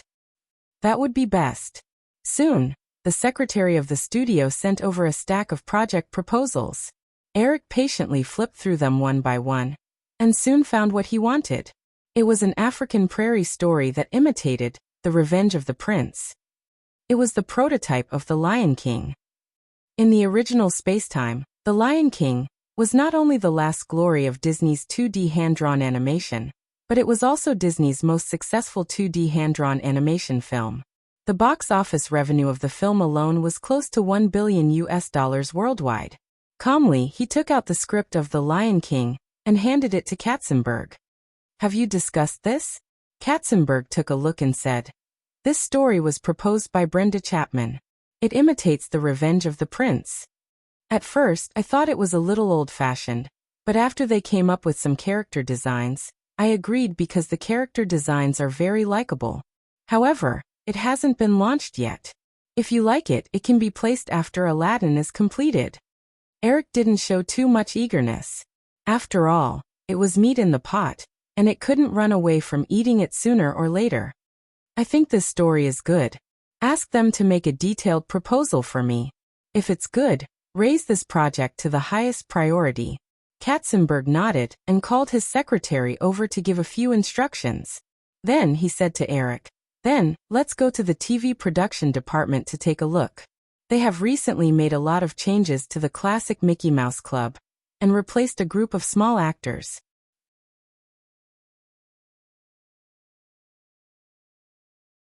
Chapter 445. In the original space-time, Disney's best television media asset was the Entertainment and Sports Network, ESPN. ABC was ranked second, and had even become a burden to the Disney Corporation. As for the Disney Children's Channel, due to its limited audience, it didn't perform well. After Michael Eisner came to power in 1984, he had been focusing on the development of the film industry. Before he had time to pay attention to the television industry, Disney was acquired by Firefly. Eric and Katzenberg came to the production center of the Disney Children's Channel. To be honest, he wasn't very interested in the Disney Children's Channel. If he hadn't heard the name of the Mickey Mouse Club from Katzenberg, Eric wouldn't have come to waste his time. A production manager named Owen Mott from the Disney Children's Channel cautiously showed the two of them around the production center. He felt a little guilty. Eric hadn't visited any of the many departments at Disney, but he had come here. The Children's Channel hadn't made much progress in nearly 10 years. Owen Mott was very worried that Eric would reform this department first. Owen Mott led Eric and Katzenberg past a studio and introduced, "Mr. Williams, this is the recording site of the Mickey Mouse Club. Do you want to go in and take a look?" Eric, who was a little absent-minded, immediately perked up. Of course. Owen Mott, who had been observing Eric, saw that he was interested and hurriedly led the two of them into the studio. The Mickey Mouse Club started broadcasting in January. There are 5 days a week, and each day has a theme. They are Music Day, Comedy Day, Surprise Day, Party Day, and Guest Day. Each episode is an hour long. Owen Mott gave a simple introduction. When the three of them arrived at the studio, they saw 6 or 7 boys and girls, who were about 11 or 12 years old, rehearsing a short play on the stage. Noticing the three of them coming in, the program team's person in charge announced a break and quickly walked over. "Hello, Mr. Williams. I'm the director of the Mickey Mouse Club. My name is Billy Clark." The middle-aged man named Billy Clark, who was in his 40s, shook Eric's hand before greeting Katzenberg and Owen Mott. At the same time, he gave Owen Mott an inquiring look. "I'm just here to take a look. You guys can continue," Eric explained. Billy Clark smiled and said, "We're rehearsing for tomorrow's recording. Mr. Williams, would you like to take a look?" "All right." Eric nodded and walked to the audience stands with Katzenberg and Owen Mott. Due to the rehearsal, the audience stands were empty. On the stage, the curious teenagers were whispering to each other. "Hey, look, that's Eric Williams," a brown-haired girl with neat bangs said. "Could it be that he wants to shoot a movie and is here to choose some small actors?" The person who answered was a blonde girl with wavy hair. As she said that, she subconsciously adjusted her hair. The other 2 boys came to the girl's side and echoed, "It's very possible. If that's the case, that would be great. I heard that Stuart Runkle's salary for Home Alone is now more than $10 million US. The girl with wavy hair glanced at the boy who spoke and pretended to know everything. She raised her chin and said, "That's impossible. This is just the publicity figure. After all, the reason why Home Alone 3 was stopped last year was because Stuart Runkle's price was too high. Even if it's only $5 million, it's still more than us," the other boy added. The girl with wavy hair nodded subconsciously and looked at the girl with bangs beside her. She thought that she was prettier than her. If Eric was really here to choose small actors, she would definitely have an advantage over her. "No, I have to seize this opportunity." The girl with wavy hair reached out to adjust her hair again. She looked at the girl with bangs beside her and thought to herself, "No, I have to seize this opportunity. This guy is so stupid, he definitely can't beat me." The 7 teenagers were chatting together when Billy Clark walked to the side of the stage and clapped his hands. "Okay, little guys, look who's here. The director of Home Alone. Cheer up and perform the short play again. If you perform well, maybe Mr. Williams will choose you to be the small lead in his next movie." When Eric heard Billy Clark's words and saw the teenagers looking at him, he smiled and waved his hand, giving them a cheering expression. "Wow, he's so handsome. I'll definitely find a boyfriend like him when I grow up," the girl with bangs said with a little infatuation. The girl with wavy hair sneered and teased, "Last time on Scout, didn't you say that boys were too sloppy and you didn't want a boyfriend? That's Eric Williams. How can he be sloppy?" The girl with bangs looked below the stage without blinking and retorted. Then a faint blush appeared on her face and she said excitedly, "Hey, he's looking at me." "Why not me?" The girl with wavy hair looked at Eric unhappily, and even revealed an obedient smile. "He's clearly looking at me," the girl with bangs said firmly. "Hey, the two of you stop chatting. The performance is about to start." The director's assistant pointed at the 2 girls with a script in his hand. The girl with bangs stuck out her tongue cutely and walked backstage. The girl with wavy hair also quickly followed. Eric watched the 7 teenagers go backstage to prepare before retracting his gaze.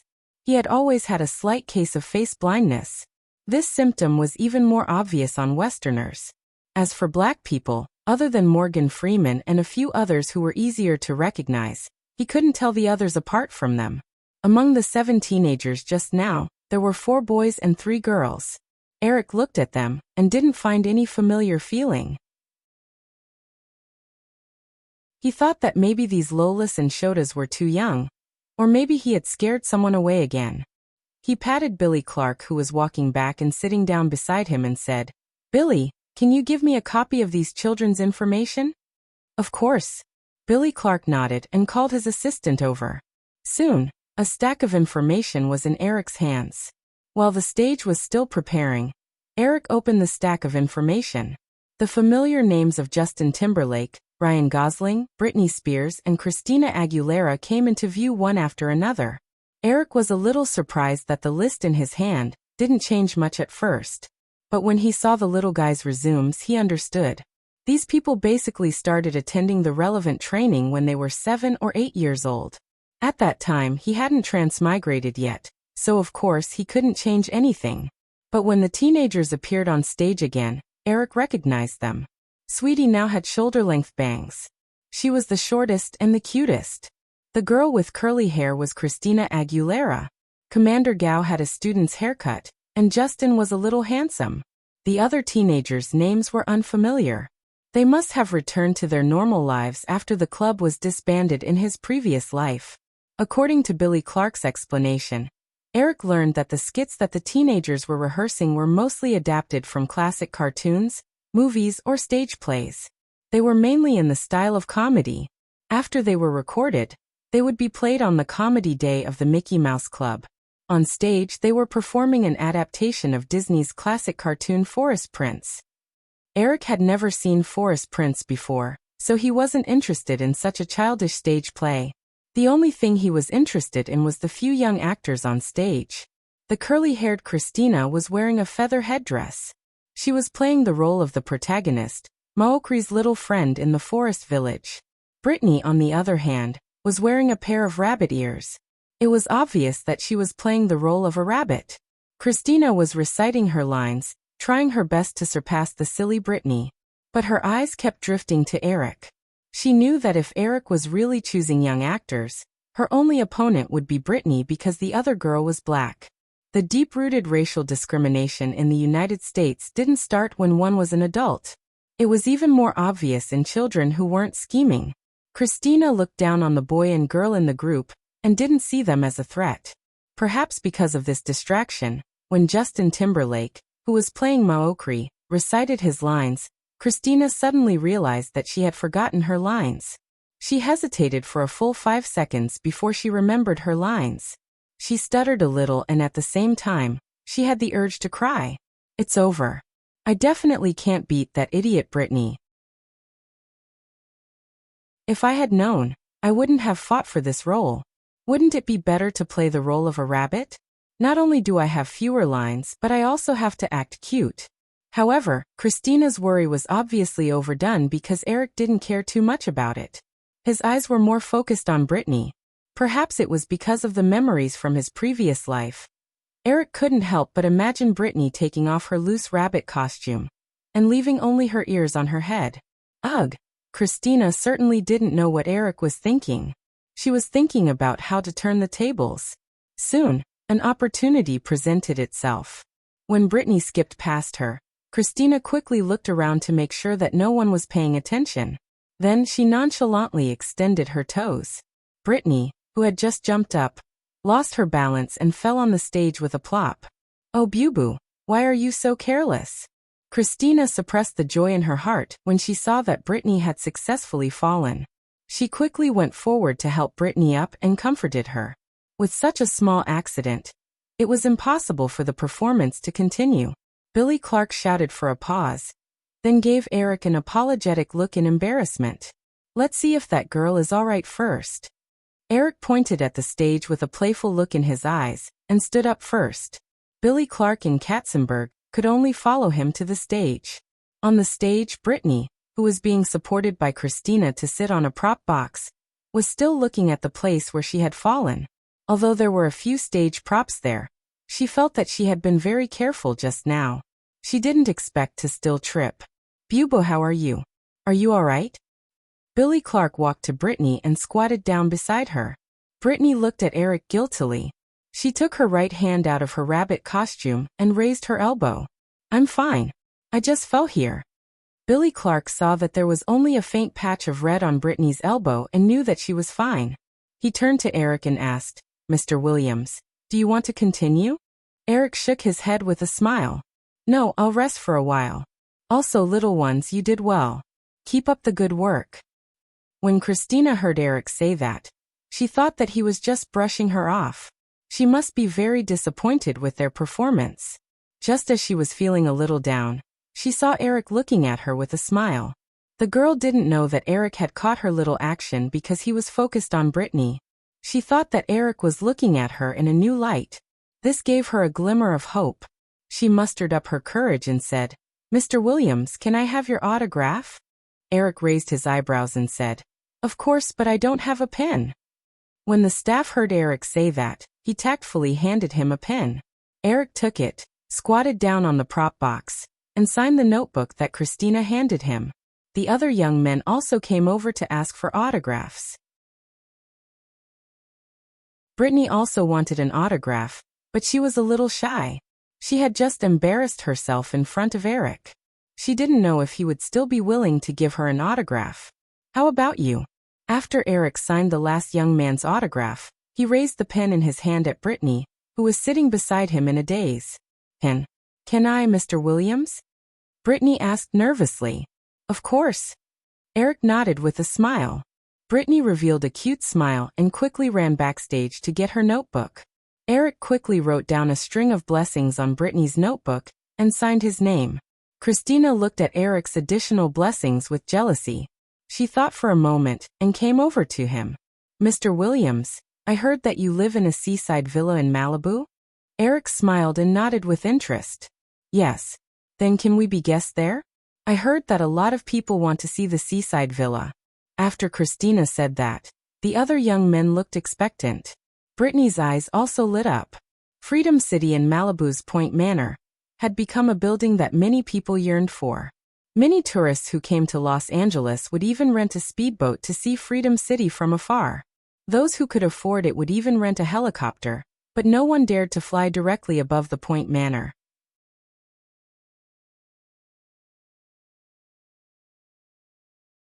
Chapter 446. That's all. They'll be there in a while. Eric hung up the phone and said to the boys and girls around him, Now you can call your parents. If they agree, you can go to Sharp Corner Manor. Someone will take care of you. The boys cheered and left to make the call. Only Christina heard Eric's words and asked, Mr. Williams, Aren't you coming with us? Eric looked at the precocious girl in front of him. Although Christina wasn't as famous and rich as Brittany in his previous life, compared to Brittany's messy career and life, Christina could be considered a winner in life. I still have work to do, but I can treat you to dinner tonight. Christina looked disappointed. She hummed softly, unsure if she was faking it. However, the girl then looked at Eric expectantly and smiled sweetly. Mr. Williams will wait for you to come back. Hurry up and call your parents. If your parents don't agree, you can't go. Although the rehearsal for the day was not over yet, the person in charge of the program did not dare to say anything since the big boss had personally given the order. He even sent a car to send the boys to Malibu. Katzenberg did not comment on Eric's behavior. In his heart, he thought that Eric's behavior was a teenager who wanted to show off. After all, Eric was only a young man in his early 20s, and Katzenberg was already 42 years old. The two of them then visited a few more sets before leaving the Disney Production Center. On the way back to Disney's headquarters, Katzenberg, who was sitting next to Eric, said, "Eric, I got someone to re-edit Righteous Courage. Do you want to watch it again when you're free?" Eric thought of Righteous Courage, which was supposed to be released in early November last year. He shook his head and said, "There's no need to watch it. The biggest problem with this movie is the casting. The male lead, Rondine, always gives people an inexplicable sense of acting. In addition, I don't think there's any need for this movie to be released. Let's just release it on video." Katzenberg nodded. Releasing the video could save a lot of publicity costs. However, after thinking about it, he quickly suggested, "After all, it's an investment of nearly $50 million US. Why don't we release it on a small scale in September? The off-season publicity costs will be much lower, and we'll be able to recoup some funds." "That's settled then," Eric said. "Also, we can slightly increase the publicity for Nuns Are Crazy that we just saw. Whoopi Goldberg's comedy performance was very eye-catching in Ghost. This movie might be able to bring some surprises to Disney." Even the conceited Katzenberg did not doubt Eric's judgment in movies. After hearing what Eric said, Katzenberg seriously noted this matter in his memo. After arriving at Disney's headquarters and meeting with several Disney executives for a short meeting, Eric got off work and returned to Malibu. It was already 6:30 when he got home. When Eric walked into the villa, he heard a burst of laughter coming from the kitchen. He walked over and leaned against the door frame to look inside. 7 or 8 teenagers, including Connolly, were surrounding two people dressed as chefs. When they saw Eric appear, the teenagers put down what they were doing and walked towards him. Only then did Eric see clearly that the teenagers were making dumplings. The scene that was very familiar in his memory appeared in this situation, which made him feel a little strange and out of place. After greeting each other, Connolly said, "Eric, I called the chefs from the Chinese restaurant to cook Chinese food for them. Everyone is learning how to make dumplings. It's very interesting." Eric smiled and nodded. He had already realized this from the Chinese faces of the two chefs. "You guys continue. I'm going to take a shower first. Jenny, can you help me prepare some clothes?" Eric said as he turned and walked upstairs. Connolly nodded and followed him. Walking side by side with Eric, he asked, "Why did you think of inviting these little guys to your house? What's the matter? You don't like it?" Eric asked. Connolly shook his head. The teenagers were very polite and treated him as Eric's girlfriend. Connolly enjoyed the treatment of being the hostess. "I'm just a little curious." After thinking about it, Connolly turned his head and glanced behind him. After making sure that no one was following, he said, "Hey, don't tell me you've taken a fancy to a girl?" Eric laughed and said, "Do you think I'm that kind of person?" Connolly nodded seriously and said, "I heard that when you met Drew, she was only 13 years old. At that time, you already had designs on her." "Umph." Eric stretched out his index finger and shook it. He retorted, "You've got it the other way around. It's that girl who had designs on me since she was 13 years old. She's the one who's been planning for a long time." Connolly laughed and punched Eric's shoulder. He said, "Don't quibble. When I was cleaning the house today, I found a book called Lolita." Eric remembered that Drew must have bought it and left it here. She said that she wanted to study the techniques of seducing uncles. However, he did not explain to Connolly. Instead, he joked, "I'm reading that book from a scientific research point of view. Don't misunderstand." Hee hee. When Eric came out of the shower, Connolly had already returned to the kitchen to help. He picked up a magazine and sat on the sofa near the glass wall to read it. After a while, a small figure came out of the bathroom. She kept shaking off the water droplets on her hands. When she looked up and saw Eric sitting there, she was shocked. "Sorry, Mr. Williams. I didn't know you were here," Brittany said in a panic. Eric pushed the tissue on the coffee table in front of him and said, "Here, use this." Brittany walked over carefully and took out a few tissues from the box to dry her hands. When she saw that Eric was still staring at her, she turned to look in the direction of the kitchen, as if she was hoping that someone would come to save her. Eric looked at the little girl's uneasy look and laughed. "Do I look scary?" "No, of course not." Brittany shook her head quickly, because she had fallen on the stage in front of Eric in the afternoon. The little girl had been a little shy and awkward in front of Eric. Girls usually matured early, not to mention that Brittany had been taking part in all kinds of training and performances since she was 8 years old. She was more mature than her peers who stayed in school. However, the little girl couldn't help but feel a little inferior when she saw the faint smile on Eric's handsome face. "Have a seat and chat with me. There are so many people in the kitchen anyway. I don't need you," Eric said as he pointed at the sofa opposite him. Brittany sat down across from Eric obediently, but her eyes were lowered the whole time. "Who's in your family?" Eric asked gently as he closed the magazine and pressed it against his knees. "Dad, Mom, brother, and sister," Brittany replied. Eric only remembered that Brittany had a sister and a pair of greedy parents. He didn't really care about Brittany's brother. "Are they all in Los Angeles?" "Yeah. Mom gave birth to my sister last year, so Dad moved to Los Angeles with my brother." Christina finished wrapping another dumpling that looked delicious. She picked it up and showed it to her friends. Then, she suddenly realized that Brittany hadn't returned for a long time. The little girl instinctively became vigilant. Putting down the dumpling in her hand, Christina politely said a few words to Connolly and walked out of the kitchen.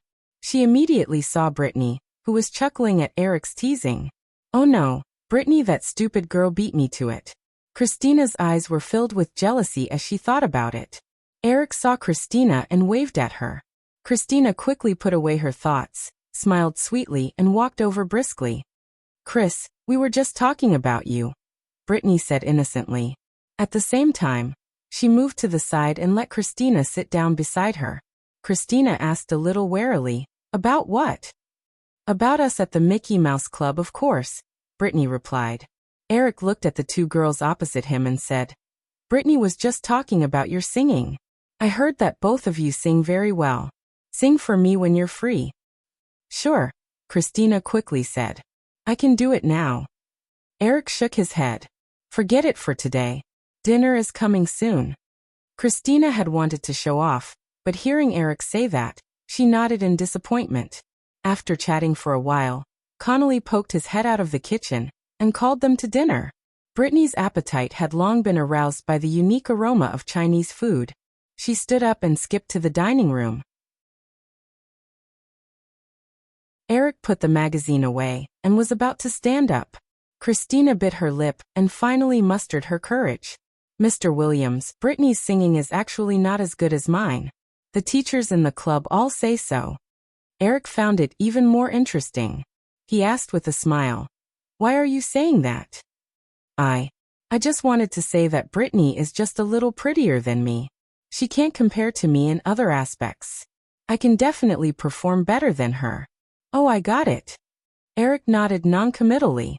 Christina then said, "Mr. Williams, are you going to our club to choose actors today?" Eric raised his eyebrows.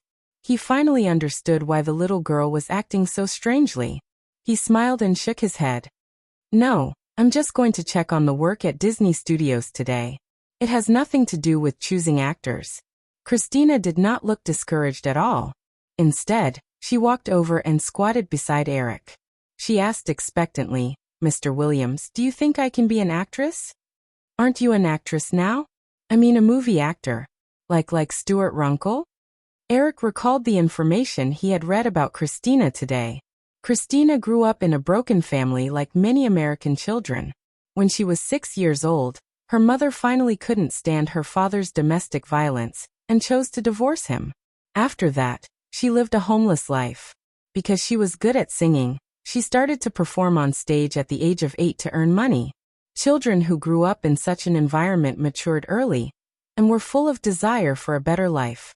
That was why she said what she had just said. The success of Home Alone 3 made Stuart the most successful child actor in the world. This was directly reflected by the $10 million salary. Chris, don't worry and perform in the Mickey Mouse Club. As long as you work hard, you'll definitely be successful in the future. You don't have to act in a movie, Eric said as he patted the back of Christina's hand. He didn't have the consciousness of a savior. Moreover, with his current status, there was no need for him to support 1 or 2 future superstars to earn merits. Eric was more interested in seeing what would happen to the superstars in his previous life if they deviated from their original life path. Seeing that Eric was about to stand up, Christina grabbed his arm reflexively and begged, "Mr. Williams, can you give me a chance? I heard that you have many girlfriends. I can be your girlfriend too." Seeing the girl's little hand grabbing his tightly, Eric said, "Stop it, Chris. I'm going to get angry if you continue like this." "Don't, Mr. Williams. I know I'm not pretty enough, but I can. I can bring Brittany with me. We can be your girlfriend together," Christina stuttered, but she still said it smoothly. Eric raised his eyebrows again. Christina thought that Eric was moved and was delighted. She continued, "Mr. Williams, Brittany has always liked you, and she's always so silly and easy to coax." Eric almost laughed. Christina's description of Brittany as a silly was quite apartment. In his previous life, Brittany's string of scumbag boyfriends were all people around her. Even the paparazzi could catch her. It was clear how easy it was to coax Brittany. She didn't learn her lesson even though she had been tricked repeatedly. "Eric, what are you guys doing?"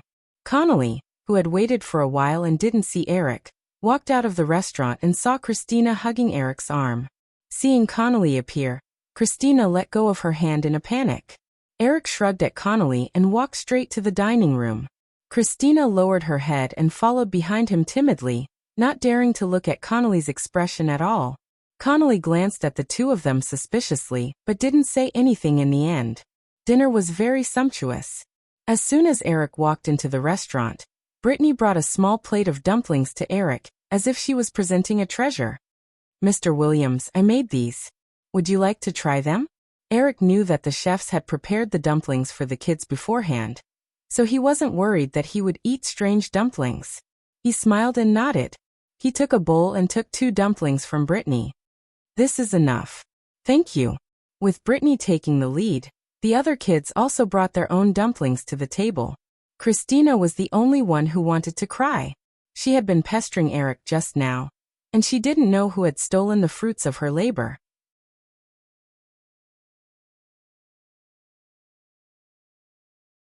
Chapter 447. It was already 10 o'clock at night.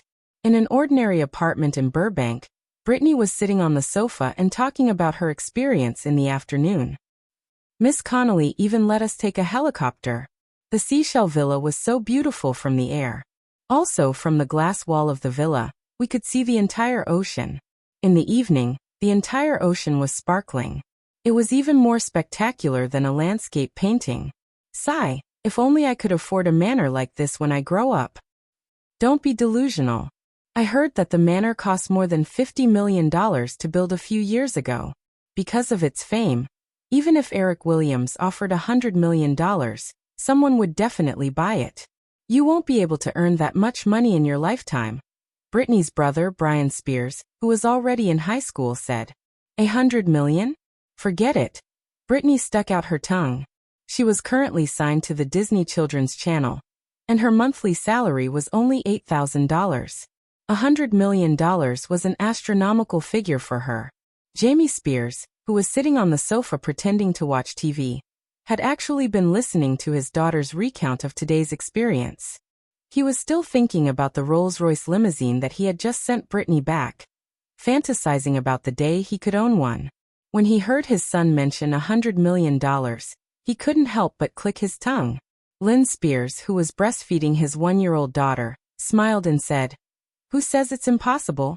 If our Boo can become a superstar like Michael Jackson, she will definitely be able to earn $100 million.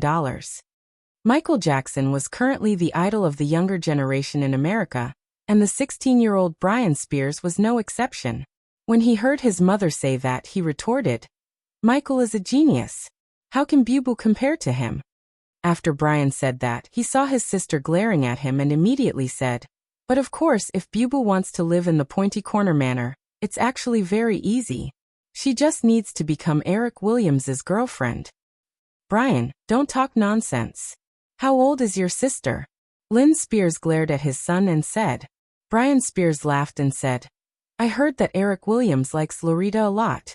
It's not like you haven't seen the news from 2 years ago." "That's nonsense. They did all of that to tarnish Eric's reputation." Brittany immediately retorted as she recalled the incident from 2 years ago. She still had a very good impression of Eric, and she immediately retorted, "I'm not spouting nonsense. If he doesn't like you, why would he invite you to the Sharphorn Manor? Boo Eric Williams is a rich man. If you become his girlfriend, our family can at least move into Beverly Hills instead of squeezing into this small apartment." Brittany was rather speechless, but a blush immediately appeared on her face at the thought of what her brother had just said. She had just experienced her first awakening of love, so she was very fond of Eric. "Shut up, Brian.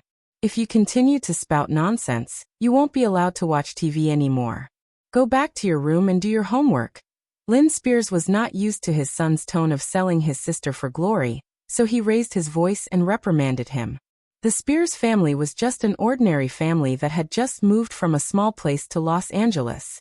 They hadn't experienced too many conflicts of interest, so Lynn Spears didn't evolve into a weird mother who sold her daughter's privacy to make money by writing books. However, Jamie Spears, who had been silent all this while, heard his son's words and felt a surge of desire in the depths of his heart. The next morning, after the Spears family had breakfast, Jamie Spears had to send Brittany to the recording studio as usual. While her daughter was changing in her room, Lynn Spears said to her husband, "Jamie, you should find a job. We can't always live on Boo's salary." Jamie Spears immediately looked impatient. Clearly, this was not the first time he had heard such words. Jamie Spears was originally a construction worker in a small city in Louisiana. If he was considered to be doing well in Louisiana, then when he came to Los Angeles, there was basically no place for him to use his skills. Furthermore, Jamie Spears was not a hard-working person. In his heart, he disdained to do the same low-class work as those Mexicans who were smuggled over. "Wait a little longer. After I save some more money, I plan to open a construction company," Jamie Spears said as he hurried out of the house and went to the garage to get his car. Lynn Spears looked at her husband's perfunctory back and sighed helplessly. Seeing her daughter come out of the room, she went up to tidy up Brittany's clothes and sent her daughter to the car before returning to the house to do the housework. After dropping Brittany off at the Disney set, Jamie Spears drove to a bar after a series of turns. "Hey Jamie, the same old." The old boss behind the bar greeted him warmly. "Of course," Jamie Spears replied.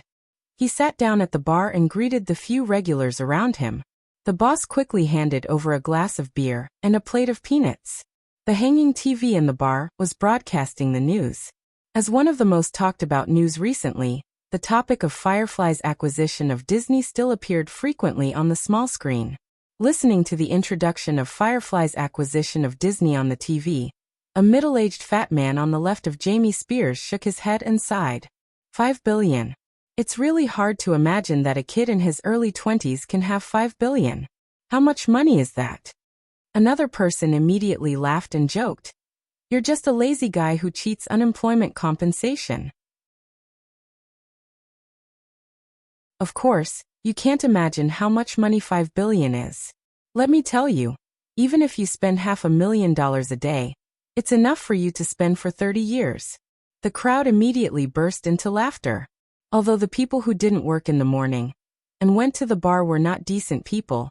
The fat middle-aged man was obviously being laughed at by everyone. The fat man laughed and didn't get angry. He looked at Jamie Spears and asked, "Jamie, I heard that your daughter is acting in a show at Disney. I wonder if she can meet Eric Williams. If Eric Williams chooses her to act in a movie, your family will be rich." That's right, that's right. Some time ago, I saw the little actor who acted in Home Alone in the newspaper. That family is doing really well now. Due to his vanity, Jamie Spears said smugly, "Let me tell you, my daughter was a guest at Eric Williams' manor last night." Really? You're not lying, right? Jamie, don't talk nonsense. Why would Eric Williams invite your little girl over? Jamie Spears heard the doubts around him and drank more than half a glass of beer. He blushed and said loudly, "What's there to lie about? My girl was sent back by a Rolls-Royce last night." Seeing that Jamie Spears didn't seem to be lying, a few curious customers gathered around him and asked him what had happened. Jamie Spears' vanity was greatly satisfied, and after he recounted what Brittany had seen and heard in Sharphorn Manor, he started talking nonsense again. He even concluded that Eric had invited a bunch of young men over because he had taken a fancy to his daughter. "Hey Jamie, how old is your girl? How could Eric Williams like her?" "Yeah, little Brittany is so young." "Haha, that's hard to say. Rich people have all kinds of weird fetishes. Eric Williams is still young. What's so strange about him liking little girls?" The group of people talked nonsense. Gradually, their words became coarser and coarser, and their words became more and more unscrupulous. In the corner of the bar, a young man in his 20s with a tired face was disgusted by the loud voices of these boorish men. However, when he heard Eric's name, he immediately perked up. The young man's name was Cole Anderson. He was a paparazzi from the New York Post. In order to secretly take photos of a small celebrity's scandal, Cole Anderson had waited outside a certain apartment in Burbank for an entire night. In the end, he found nothing. When he passed by this small bar, he wanted to have a drink and go back to the hotel to sleep. However, he didn't expect to hear a very juicy piece of news. Jamie Spears chatted with the crowd for an hour or two and drank a few glasses of beer. After that, he paid the bill with a slightly tipsy expression and was about to leave. As soon as he stepped out of the bar, he was stopped by Cole Anderson. "Hello, Mr. Jamie Spears. My name is Cole Anderson. I'm a reporter from the New York Post. May I have a moment of your time?" Jamie Spears asked impatiently. "What's the matter?" "It's like this. I just heard that your daughter went to Eric Williams's house as a guest last night. I wonder if I can do an interview about this." Although Jamie Spears drank a little too much, he wasn't drunk. His mind was still quite clear. When he heard that the other party wanted to interview him, his mind quickly spun a few rounds. He stretched out 2 fingers and said, 2,000. Cole Anderson was stunned for a moment. Then, a smile appeared at the corner of his mouth. Although the greedy guy in front of him was asking for an exorbitant price, it was very much in line with the paparazzi's taste. "Mr. Spears, $2,000 is impossible. I can't get $2,000 for writing a special article. At most, I can get 200. Jamie Spears acted as if he had been insulted and raised his voice slightly. 200? Are you trying to dismiss a beggar? That's Eric Williams, a billionaire." Cole Anderson had a patient smile on his face. "Mr. Spears, even if Eric Williams has a net worth of billions, that has nothing to do with me. I'm just a reporter who makes a living by writing a few articles. $200 is already very reasonable." The two haggled for a while and finally settled on a price of $500. Cole Anderson didn't bring Jamie Spears back to the bar.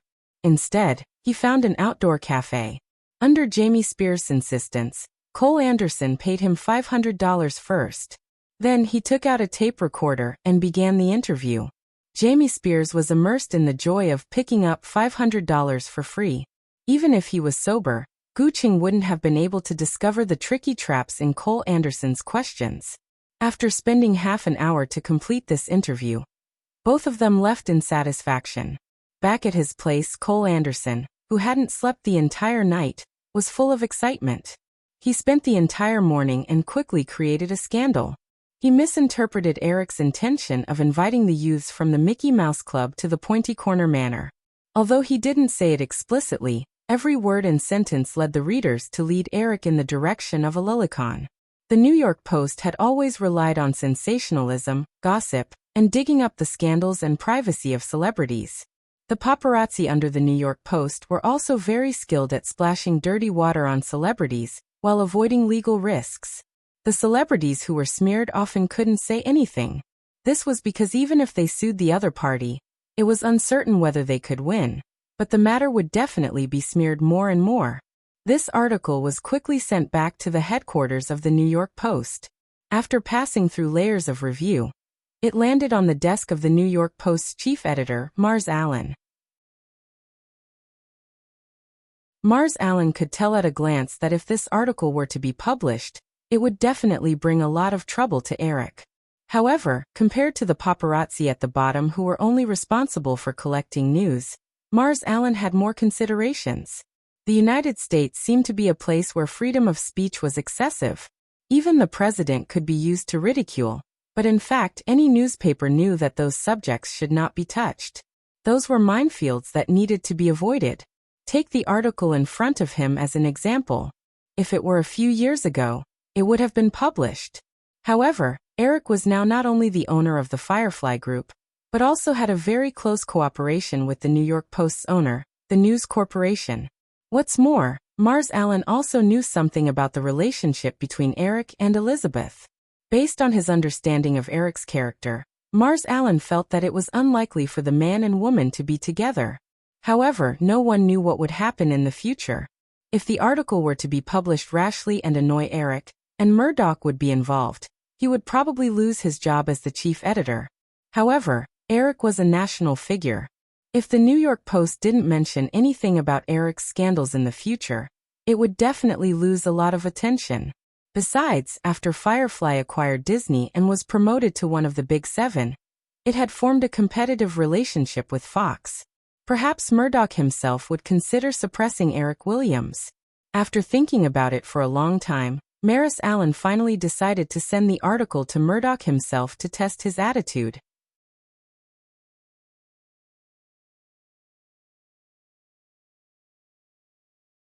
Chapter 448. Unlike Lei Sherdong's business philosophy of content being king, Murdoch was more inclined to channel expansion, which was why News Corporation's territory was larger than Viacom's.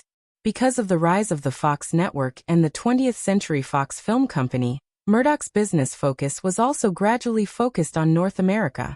The departure of Barry Diller caused News Corporation's film and television media business in the United States to instantly lose an important pillar, and Murdoch had to temporarily take charge. These days, Murdoch had been presiding over the overall situation at Fox's headquarters in Los Angeles.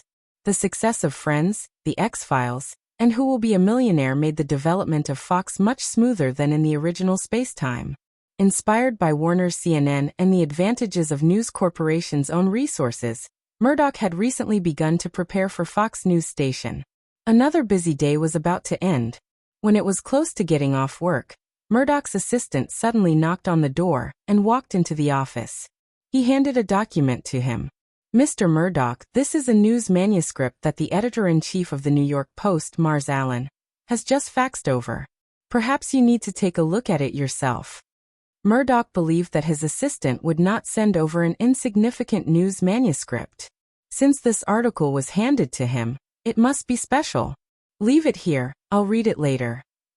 Murdoch waved his hand, and the assistant politely left the office.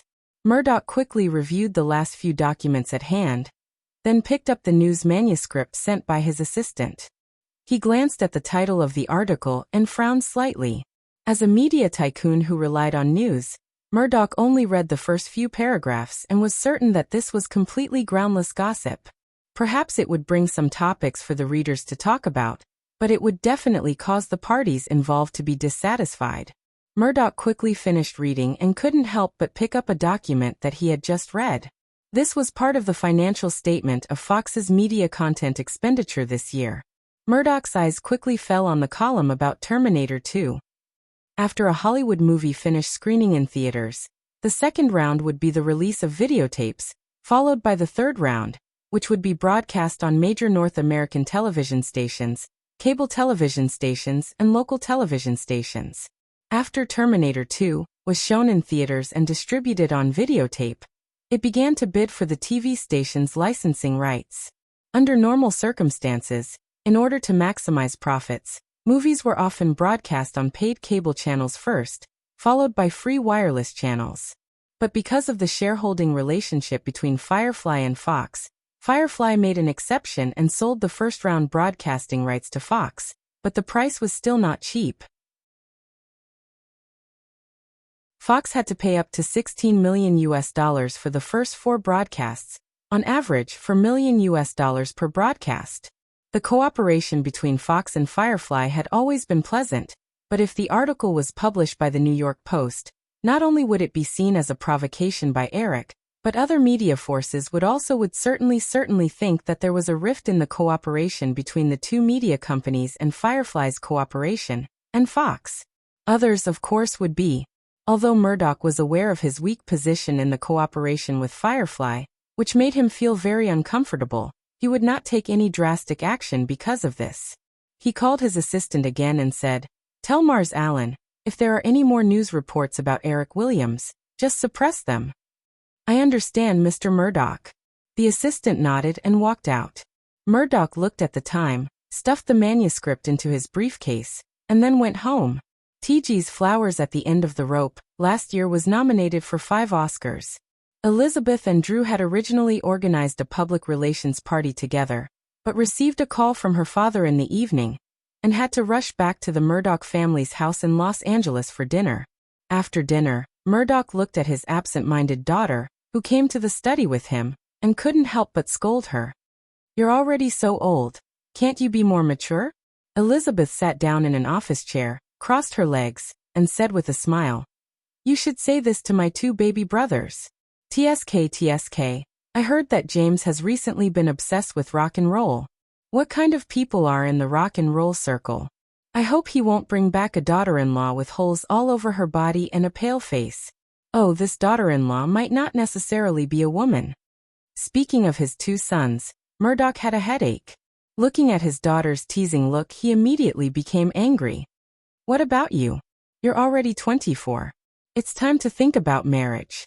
Elizabeth's eyes immediately became a little erratic, and she impatiently changed the subject. "Dad, why did you call me back?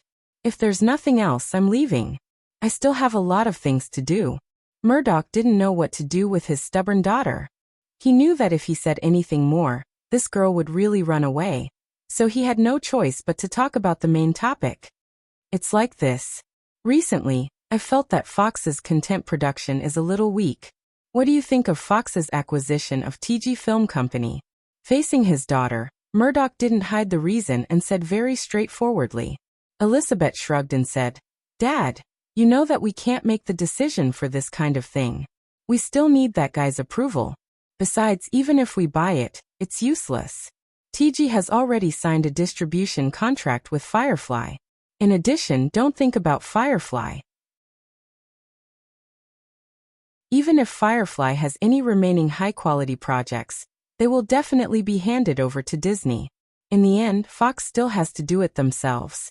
Murdoch certainly understood the truth of what Elizabeth said, but now the investment cost of movies was increasing day by day, and the risks were also increasing. However, Fox's big-budget movies in the past few years had not achieved any outstanding results.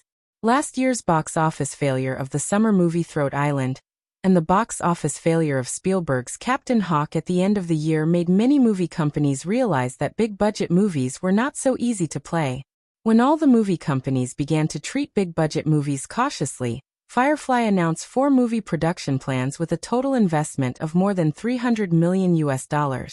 People couldn't help but admire Eric's confidence and courage in movie investment. Didn't Firefly announce 4 movie production plans? Do you think Fox may participate in the investment? After all, it's $300 million, and Firefly has just acquired Disney, so the funds should be tight. Elizabeth shook her head. The possibility is not high. Movie companies only bring in external investment when they are not very confident about the project. How can he not be confident about the project that he has his eyes on? Moreover, that guy is now regarded as an extremely conservative business operator by Wall Street. He advocates low debt and abundant cash flow. If he doesn't have so much money, he definitely won't launch such a plan. Murdoch sighed and glanced at his daughter. The subtext was obviously saying, "What's the use of having you if you can't do anything?" Elizabeth stared back with dissatisfaction. "Old man, you won't let your daughter sell her body, right? Don't even think about it." Murdoch was instantly annoyed. He shook his head with a wry smile, took out the manuscript from his briefcase, and threw it to Elizabeth. This was handed over by the editor-in-chief of the New York Post in the afternoon. "Take it." Elizabeth curiously took it and flipped through it. Although she also knew that most of the report was nonsense, she still said impolitely, "Again, what a bastard. Sooner or later, he will fall for a woman." Bastard. At noon the next day, in Julia's mansion in Beverly Hills, several women had lunch and talked about this matter. Elizabeth said bitterly again, "Bastard." Julia, who was on the other side of the sofa, also smiled and agreed. Tina Fey, who was carrying a little girl, smiled and did not say anything. However, the little girl in her arms, who was about to turn one, cried out, "Eggie!" Drew flipped through the manuscript in front of him and said, "It's not like you don't know what's going on. You should think about how to deal with the aftermath." "Who wants to deal with the aftermath for him? Give the manuscript to him, and let him deal with it himself." The Super Bowl final is on February 10th. Eric has been busy editing the trailer for Tornado these days. It's better not to bother him with these things. Drew read the manuscript twice seriously, and then put it into his bag. He asked Elizabeth, "Do you have the contact of the paparazzo who wrote this article? You have to get the recording back first." Julia looked at Drew's serious face and said, "There's no need to go through so much trouble. The manuscript has been suppressed anyway." "Of course there's a need. Not only that, I also have to warn the girl's father. Petty people who only care about profits often become very troublesome." Elizabeth smiled and said, "Heh, you seem to be very experienced." "Of course, because I have such a pair of parents, I know what kind of things such people will often do," Drew said self-deprecatingly. He narrowed his eyes slightly and looked at the three people in front of him. His voice slowly became hoarse and evil. "No one can get in Eric's way, let alone hurt him. Neither can you." For a moment, Julia felt that Drew was like a cat with dark eyes in a horror movie, as if he was ready to pounce at any time. Elizabeth also had the same feeling. She said guiltily, "I only said a few words about him. Besides, I didn't wrongly accuse him. He is as... Okay, I'll get you the contact of that paparazzo." Elizabeth quickly inquired about the contact of Cole Anderson. After Drew wrote it down, he left Julia's house with Tina Fey. Hearing the sound of the car leaving in Drew's house next door, Julia grinned at Elizabeth. "What a little lunatic. She scared me just now." Elizabeth listened to the sound of the car engine fading away. She turned her head and looked at Julia from head to toe. Thinking of herself, she shrugged and turned to walk back to her room. Julia carried the little girl who was dozing off in her arms, and followed her. She said, "Liz, why are you acting so weird? Don't tell me you're crazy too." "I still have to go to the set of Disguised Stranger in the afternoon. I don't have time to go crazy. You, on the other hand, will go crazy if you stay at home all day long. You should start filming earlier. I've already started to pick out the scripts recently. Hey, do you think there's any TG films that I can act in?" "Why?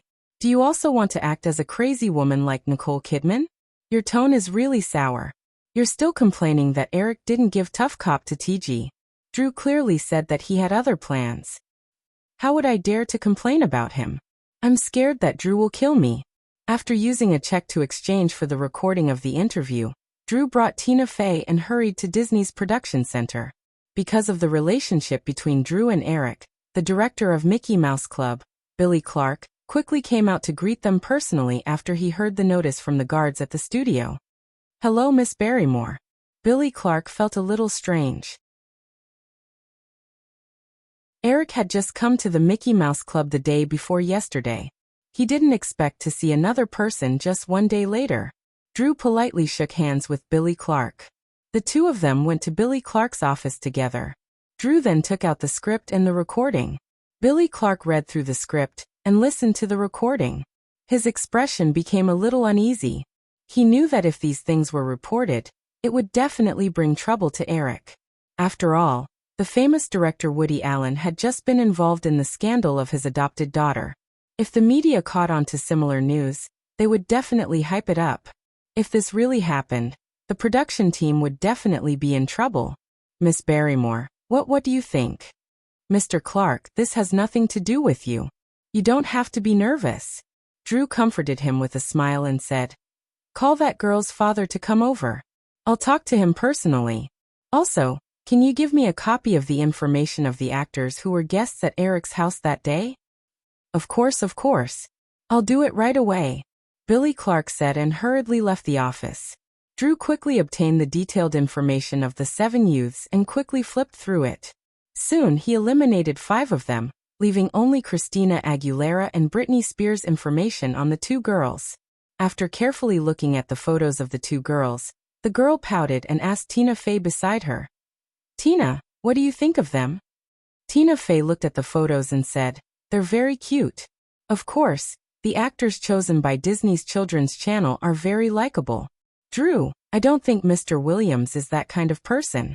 He must have just invited these teenagers to be guests at the Pointy Corner Manor." "No, you don't understand." Drew shook his head and said, "After interacting with Eric for a long time, you'll realize that he often looks at some people with that strange gaze that I don't know what it means. It's like he's known them for a long time. I'm sure there's a little guy like that among the 7 of them." Tina Fey opened her mouth in shock. She wanted to say something, but she only asked subconsciously, "Then does he look at me like that when he looks at me?" Drew raised his head and glanced at Tina Fey. He smiled and said, "Of course."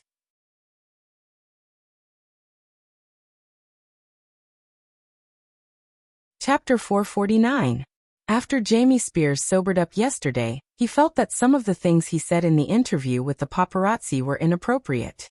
However, after seeing the $500 that he had just picked up, all his concerns were quickly thrown to the back of his mind. Although Britney could get $8,000 a month from Disney, she didn't have much left after paying for the family of 5's expenses in Los Angeles. After getting used to living in a big city, Jamie Spears naturally didn't want to return to a small city in Louisiana. He even considered encouraging his daughter to interact more with Eric. If they could get close to this young billionaire, their family might really be able to move to a wealthy district like Beverly Hills, just like what his son said. After Jamie Spears sent his daughter to Disney in the morning, he specially bought a few newspapers. However, he didn't find anything about yesterday's interview. This made him feel a little regretful. Perhaps his daughter would become famous after that report came out. However, just after noon, he received a call from Disney. He was led to an office door by a staff member. The staff member knocked on the door and said a few words. After getting a response, he signaled for Jamie Spears to go in himself. Jamie Spears pushed the door open a little nervously and walked in. He saw a man and 2 women sitting on the sofa in the office chatting about something. He had seen the middle-aged man in a gray suit a few times. He was the director of Mickey Mouse Club, Billy Clark. One of the 2 women was wearing a decent rose-red professional suit. She had short hair, a delicate face, and a pair of black-rimmed glasses that gave off an intellectual vibe. The other girl was wearing a casual light gray sweater. He could only see the side of her face. Although she looked familiar, he couldn't recognize her at first glance. However, her face and delicate little dimples made him certain that she was a pretty little beauty. Billy Clark and Tina Fey stood up when they saw Jamie Spears walk in. Drew glanced at the man in front of her and didn't stand up. Instead, she frowned. She could tell from his slightly red face that he often drank alcohol. This reminded her of some unbearable experiences when she was still very ignorant. "Mr. Spears, this is Miss Tina Fey, and this is Miss Barrymore." Billy Clark introduced them to Jamie Spears in a rather cold tone. Jamie Spears had a smile on his face, but he had already realized from the attitude of the 3 people that something must have happened. "Mr. Clark, Did Bubu cause any trouble? Don't worry, if that's the case, I'll definitely teach her a lesson. Billy Clark didn't answer as he turned his head to look at Drew. Only then did Drew lazily stand up and walk to Billy Clark's desk and sit down. He said, "Mr. Clark, sorry to trouble you. Go ahead with your work. I'll have a chat with Mr. Spears." Of course, Billy Clark couldn't wait for that to happen. He said with a smile, "All right then, Miss Barrymore. My secretary is outside. If there's anything, you can get her to call me." "I will." Drew smiled as he watched Billy Clark leave. Only then did he look at the clearly uneasy Jamie Spears. "Miss Barrymore, it's nice to meet you. Well, I really liked your performance in E.T." Jamie Spears complimented a little awkwardly. Drew had already put away the smile on his face. He was even more indifferent to Jamie Spears' compliment. He pointed at the sofa against the wall in front of the desk and gestured for Jamie Spears to sit down. Only then did he let Tina Fey pass the news article to him. "Mr. Spears, you definitely know about my relationship with Eric, so after reading this article, you should know why I'm here, right?" Jamie Spears quickly scanned the news article in his hand and immediately recognized that the contents of the article were the words he had said to the paparazzi when he was drunk yesterday. "Miss Barrymore, this might be a misunderstanding." "There's no misunderstanding. This article was bought from you by a paparazzi named Cole Anderson from the New York Post for $500. I still have the recording from yesterday. Do you want to listen to it?" No need." Jamie Spears hurriedly waved his hand. "Miss Barrymore, I'm really sorry. I was drunk yesterday, that's why I said all this nonsense. I can apologize to Mr. Williams, and I can also publicly clarify." Drew smiled disdainfully and said, "Now that you mention it, it reminds me of something Eric said before. If an apology is useful, what's the use of police investigation? Mr. Spears, do you know that the trouble you've caused by saying all this nonsense for $500 might cost you $500,000, or even $5 million to resolve? $5 million. Do you think a construction worker like you can earn that much money in your lifetime?" Although Drew's tone was light, Jamie Spears felt a layer of cold sweat on his back when he heard the figure of $5 million. "I've seen your daughter's photo. She's indeed a very beautiful girl. Being able to be selected for Mickey Mouse Club means that she's also a very outstanding girl. But do you know that in America, there are thousands of girls of the same age who have the same talent as your daughter? Britney Spears was able to get this role not only because of her ability, but also because of her luck. And luck is the most unreliable thing. Because of your nonsense, this luck can come to an abrupt end at any time. Disney can find hundreds of girls of the same age to replace Britney in a day, and your family will have to obediently leave Los Angeles and scram back to a small town in Louisiana." Seeing Jamie Spears open his mouth to speak, Drew raised his small hand to stop him and continued in a somewhat sarcastic tone. "Mr. Spears, do you know that Britney is just one of the 7 small actors in Mickey Mouse Club that can be replaced at any time? Mickey Mouse Club is just a mediocre TV show on Disney's Children's Channel, and Disney's Children's Channel is just an insignificant TV department of Disney Corporation. Disney Corporation, which used to be on par with the other 6 major film companies, is now just a subsidiary of Firefly Group. In this huge pyramid, Britney is as insignificant as an ordinary brick, and Eric is the owner of this pyramid. He invited these little guys to his house, which is a great opportunity for them. With this network, they can become Hollywood child stars at any time. Do you know how much Stuart Runkle, who was personally discovered by Eric, earned last year? Let me tell you, $30 million. But if your nonsense appears in the newspaper this time, it means that you've ruined your daughter's opportunity to earn $30 million a year for a mere $500 profit. $30 million. What a decent and prosperous life you can live with. Now, Mr. Spears, what do you think?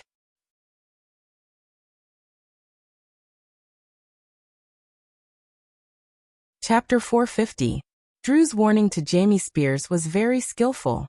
To these greedy people, if it was just a threat, it might cause them to retaliate without thinking of the consequences. After all, they often felt that they had nothing to lose. Therefore, Drew drew a big pie for Jamie Spears. If he kept his mouth shut, Brittany would be able to stay in the Mickey Mouse Club safely, and one day become a superstar with an annual income of tens of millions of dollars. As Brittany's father, he would also enjoy a rich life.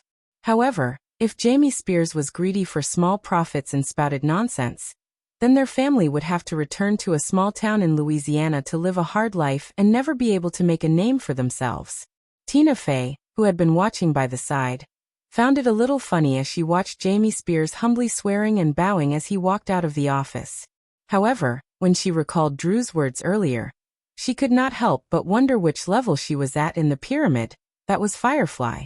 However, she soon realized with a little self-abasement that it seemed to be meaningless to figure this out. No matter what, she would only be a brick while he was the owner of the pyramid. "Hey, little secretary, are you feeling inferior too?" Drew's teasing voice suddenly rang in her ears. Tina Fey immediately reacted and hurriedly covered up her guilty conscience. She retorted, "What nonsense are you talking about? Besides, you don't sound like those playboys at all. I'm not going to argue with you about this. Help me ask if they have fruit juice here. After talking so much, my mouth is dry. Aren't we done here? Aren't we leaving?" Tina Fey asked. "Of course not. We haven't seen the two Lolitas yet. Don't you want to see them?" Tina Fey shrugged and walked out of the office. In the post-production studio specially opened by the digital domain for Tornado, a 32-inch color TV was placed in the room. Eric, Jeffrey, Michael Lynn, Stan Winston, the famous Hollywood composer John Williams, who was invited by Spielberg, and the special effects director of Tornado, were all staring at the TV. The TV was playing a 1-minute and 30-second trailer for Tornado. Everyone in the room couldn't help but applaud when they heard the sound of glass shattering. "That's awesome. It's so F***king shocking. I thought that the car was going to hit me." Using the black edges of the trailer to create a visual effect. A simple yet genius idea. Play it again. Play it again. Eric listened to everyone's astonished discussions and revealed a satisfied smile. His hard work for the past few days didn't go to waste. Even the professional filmmakers in front of him were astonished. Ordinary people would be even more astonished when they saw these scenes in the future. After the trailer for Pretty Woman, the Super Bowl trailer had become an important movie publicity channel that the Big Seven attached great importance to every year. As the few trailer plans sent by the production team didn't satisfy Eric, he decided to do it himself. Eric carefully watched the completed Tornado several times. The special effects scenes of cars, yachts, and oil tankers being rolled up and sent flying reminded Eric of the so-called naked 3D trailer for Kung Fu Hustle in his previous life. Eric remembered that when he saw the trailer for the first time, he was also shocked. Although he could understand after watching it twice that the so-called naked 3D footage was just a visual illusion created by changing the depth of field of the objects in the shot, and then using the black edges of the widescreen picture on the small screen, Eric still liked the trailer very much. Therefore, when he saw some of the scenes in Tornado, Eric quickly came up with a similar idea. When he proposed this plan, it was also questioned by the other main creators of the movie. However, Eric's absolute control of the movie still made it easy for him to implement this plan. After that, several top special effects artists in the digital domain spent 2 days discussing a solution.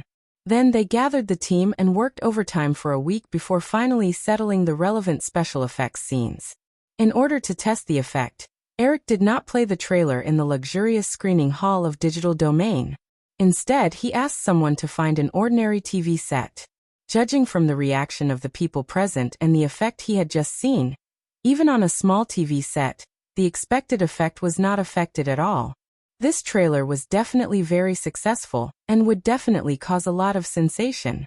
I was a little worried at first, but once this trailer is released, it will definitely steal the limelight from Batman Returns.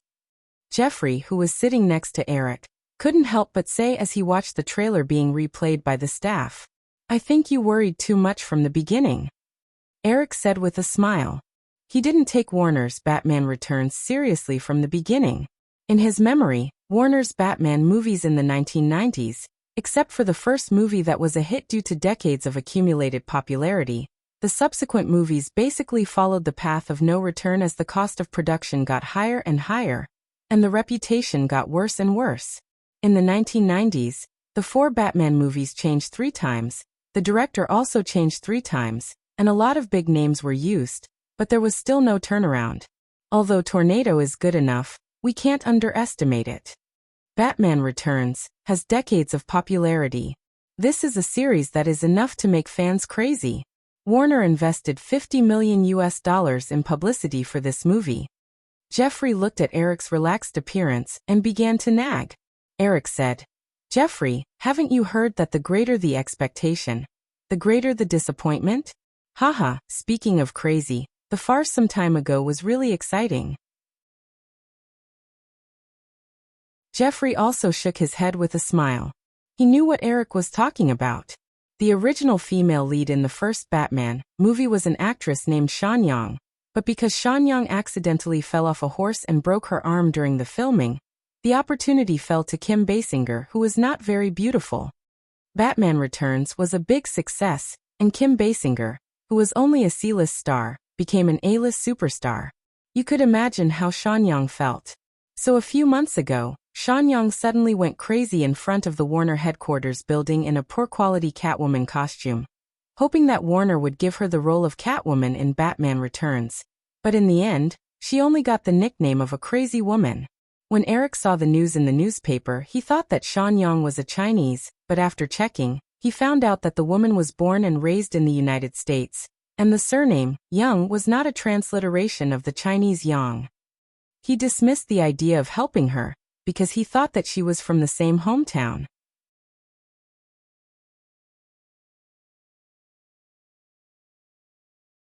Chapter 451.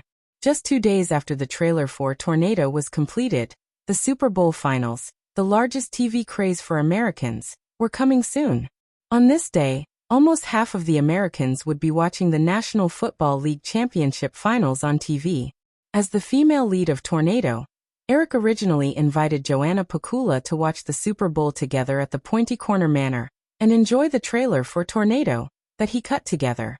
But when it was close to evening, a white car drove into the manor, and 2 beautiful women got out of the car.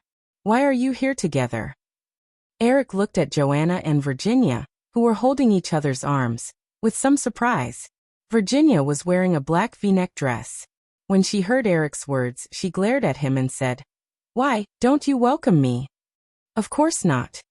Eric shook his head and made an inviting gesture, but his eyes quickly noticed the eye-catching rose rings on the ring fingers of the 2 women's left hands. He couldn't help but smile. Seeing that Eric followed, Joanna explained softly, "Vicky and I were going to go to Minnesota to watch the finals together. We had already bought the tickets, but we canceled at the last minute when we heard your call." Eric politely opened the door of the villa for the 2 women and said with a smile, "I'm just curious when your relationship became so good?" "It was when Vicky came to Oklahoma to visit. After that, we often contacted each other.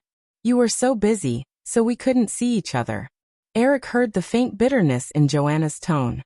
He smiled awkwardly and said, "This is not bad. You 2 are about the same age, so you must have a lot to talk about. Why is your place still so cold?" Virginia looked around the villa and said, "After Island Shock, Virginia moved out of Malibu and bought another house in Beverly Hills. Therefore, the frequency of her visit to the manor was not much higher than that of other women." Eric said, "Because I like it like this. You don't want me to find a few beautiful little maids to fill in, right? How can we control you?" Virginia smiled and raised her left hand to show the ring on Eric's ring finger. "Hey, how many have you sent out?" Hearing this question, Joanna also showed a curious look. "I'll call you guys together some other day, then you'll know. Don't be ridiculous. If one day Joan and I can't stand it anymore, we'll move to San Francisco." Although Virginia's tone was a little reproachful, there was a smile in the corners of her eyes and eyebrows. Obviously, she was not really angry. "If you hang a rainbow flag at the door, then you will become famous."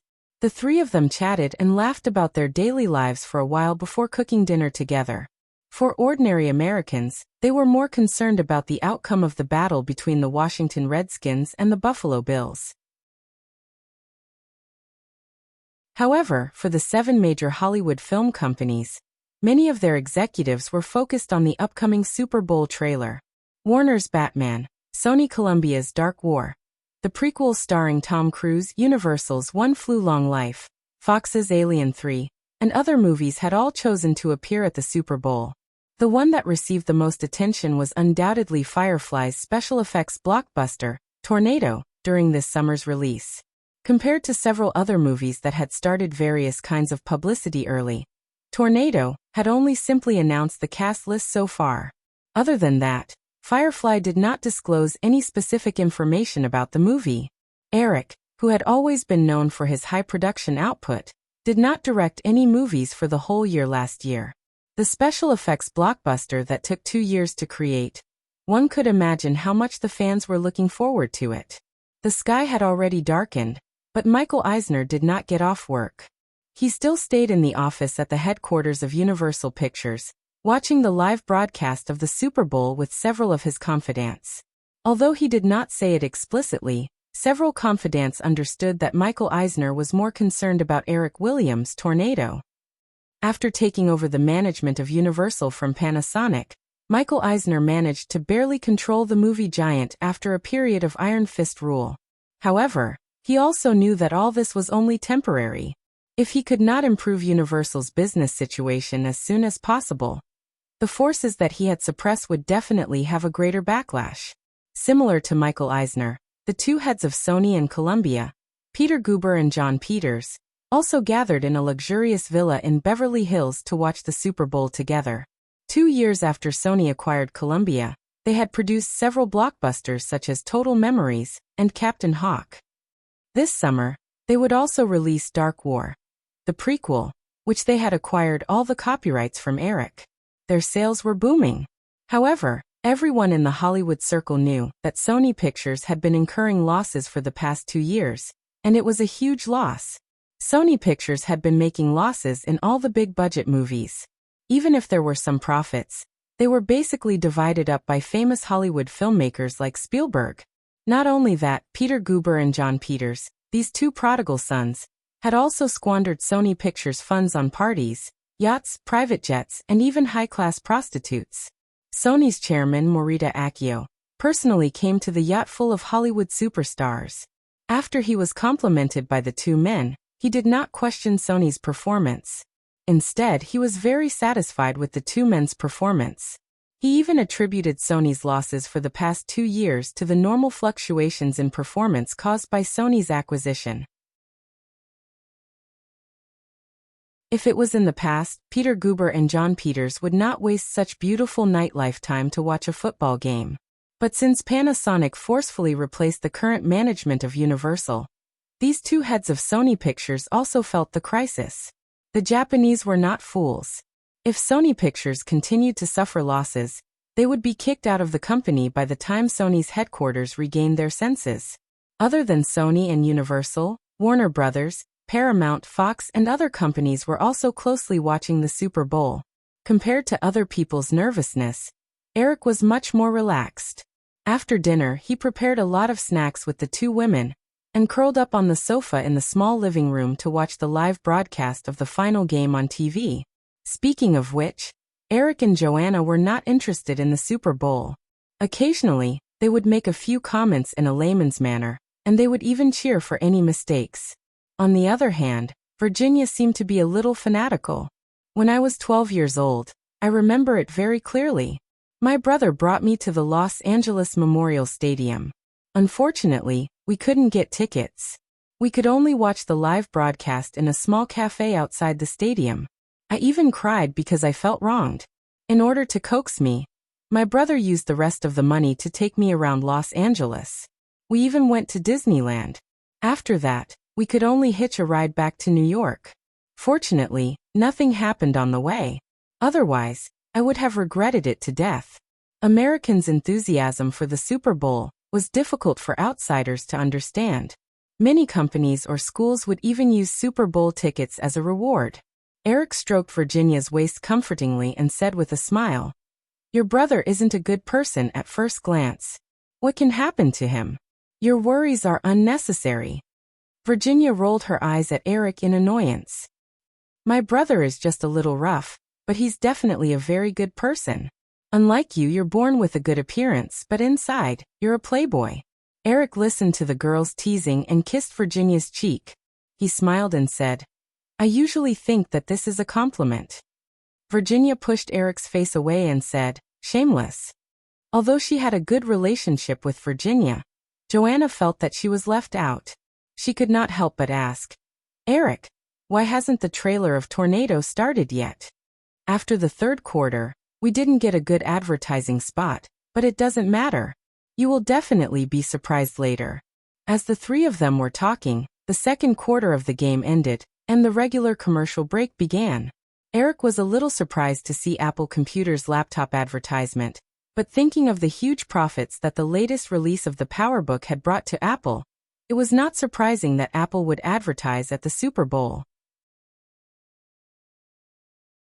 After Apple's PowerBook advertisement ended, the screen went dark and the Warner Pictures logo appeared. Eric slightly perked up, knowing that the trailer for Batman Returns must be next. In the dirty and dark sewer, a fat figure holding an umbrella gradually appeared. In the narration, the Penguin Man revealed the sinister, hooked nose that was described in the comics. It's so disgusting. The two women obviously felt a little uncomfortable and leaned against Eric. Eric, on the other hand, didn't feel anything. Looking at the rich manga-style shots on the screen, the exaggerated setting and the dark style of painting, he secretly shook his head. It seemed that nothing had changed in this sequel. Although Warner wouldn't suffer a loss, it would definitely lose a lot of popularity because of Tim Burton's strange style. After this sequel, Warner would definitely replace the director and the male lead, just like in the original Space-Time.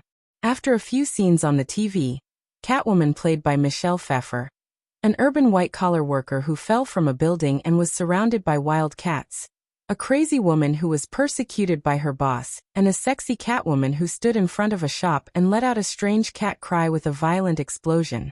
After the appearance of the two villains, Batman, played by Michael Keaton, appeared in the Batmobile. After the trailer of Batman Returns, which was also 1 minute and 30 seconds, Virginia said with some regret, Catwoman's image is so sexy. Warner originally invited me to play Catwoman, but unfortunately, I couldn't adjust my schedule at that time. Catwoman is not suitable for you. If you want to play a superhero, I'll find a role for you in the future. Oh, then which superhero do you think is suitable for me? Eric recalled all the DC and Marvel superhero movies he had seen, and then shook his head. Forget it, you'd better play a female ghost. It's not that easy to be a superhero. Amid Joanna's laughter, Virginia raised her fist and punched Eric on the shoulder.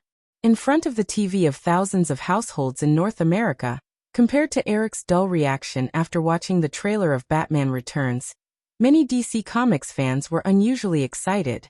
Because in the original comics, Penguin Man was a big villain who was more of a headache for Batman than the Joker.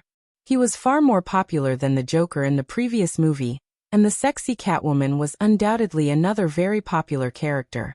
In the original comics, she was entangled with Batman, and had accumulated a large number of fans. Two heavyweight characters from the original comics appearing in this sequel at the same time was enough to make many comics and movie fans go crazy. Many people had already decided to watch this new work when the trailer was halfway through. It's too dark and the style is a bit exaggerated. Even if this extreme style will get good reviews from film critics, it will be difficult for it to succeed commercially. Michael Eisner commented in his heart after watching the trailer of Batman Returns in the Universal office. Universal Pictures' One Flew Long Life and Batman Returns would be released on June 19th at the same time. Originally, there had been some internal opposition to this schedule. However, seeing that Batman Returns leaned towards the extreme and strange style, Michael Eisner's original concerns and worries were put down. Compared to Batman Returns, Michael Eisner was even more worried about Tornado and Firefly's other movie, Stranger in Disguise, which were released 2 weeks in advance. Although the time difference between these two movies and One Flew Over Long Life was 2 weeks, one was scheduled to be released on June 5th and the other on July 3rd. However, because of the results of Eric's previous movies, Michael Eisner didn't dare let his guard down. Eric originally had some expectations for the famous Super Bowl halftime show, but the female star he had never heard of at all disappointed him. It seemed that he could only look forward to next year's Super Bowl halftime show. In his memory, the halftime guest next year was Michael Jackson. Speaking of which, 1993 could be regarded as the peak of Michael Jackson's career, but at the same time, it was also a turning point in his life. The famous rape case was about to happen next year. After the halftime show, the game entered the second half. Eric and Joanna were still playing the role of laymen watching the show. They could only listen to a few insiders' analysis from Virginia from time to time. Time ticked by. The three of them finished a lot of snacks and finally made it to the end of the third part of the game. After the Firefly part, which had already been talked about by many people, a beautiful aerial shot quickly flew over the vast Oklahoma farm in the midst of brisk music. After the pleasant scenery, the scene quickly turned to the tornado expedition team led by the heroine, Jo Harding. Joanna was wearing a white singlet and a jacket around her waist. She stood on a car and smiled charmingly at the hero. Then she jumped out of the car. After a few montage clips, the female lead finally said her first line. The biggest storm group in the past 12 years is approaching here. Then the rhythm of the music suddenly became urgent. You're tuning in to the Earbook Haven YouTube channel. Don't forget to subscribe and join us on this journey to catch the most captivating stories.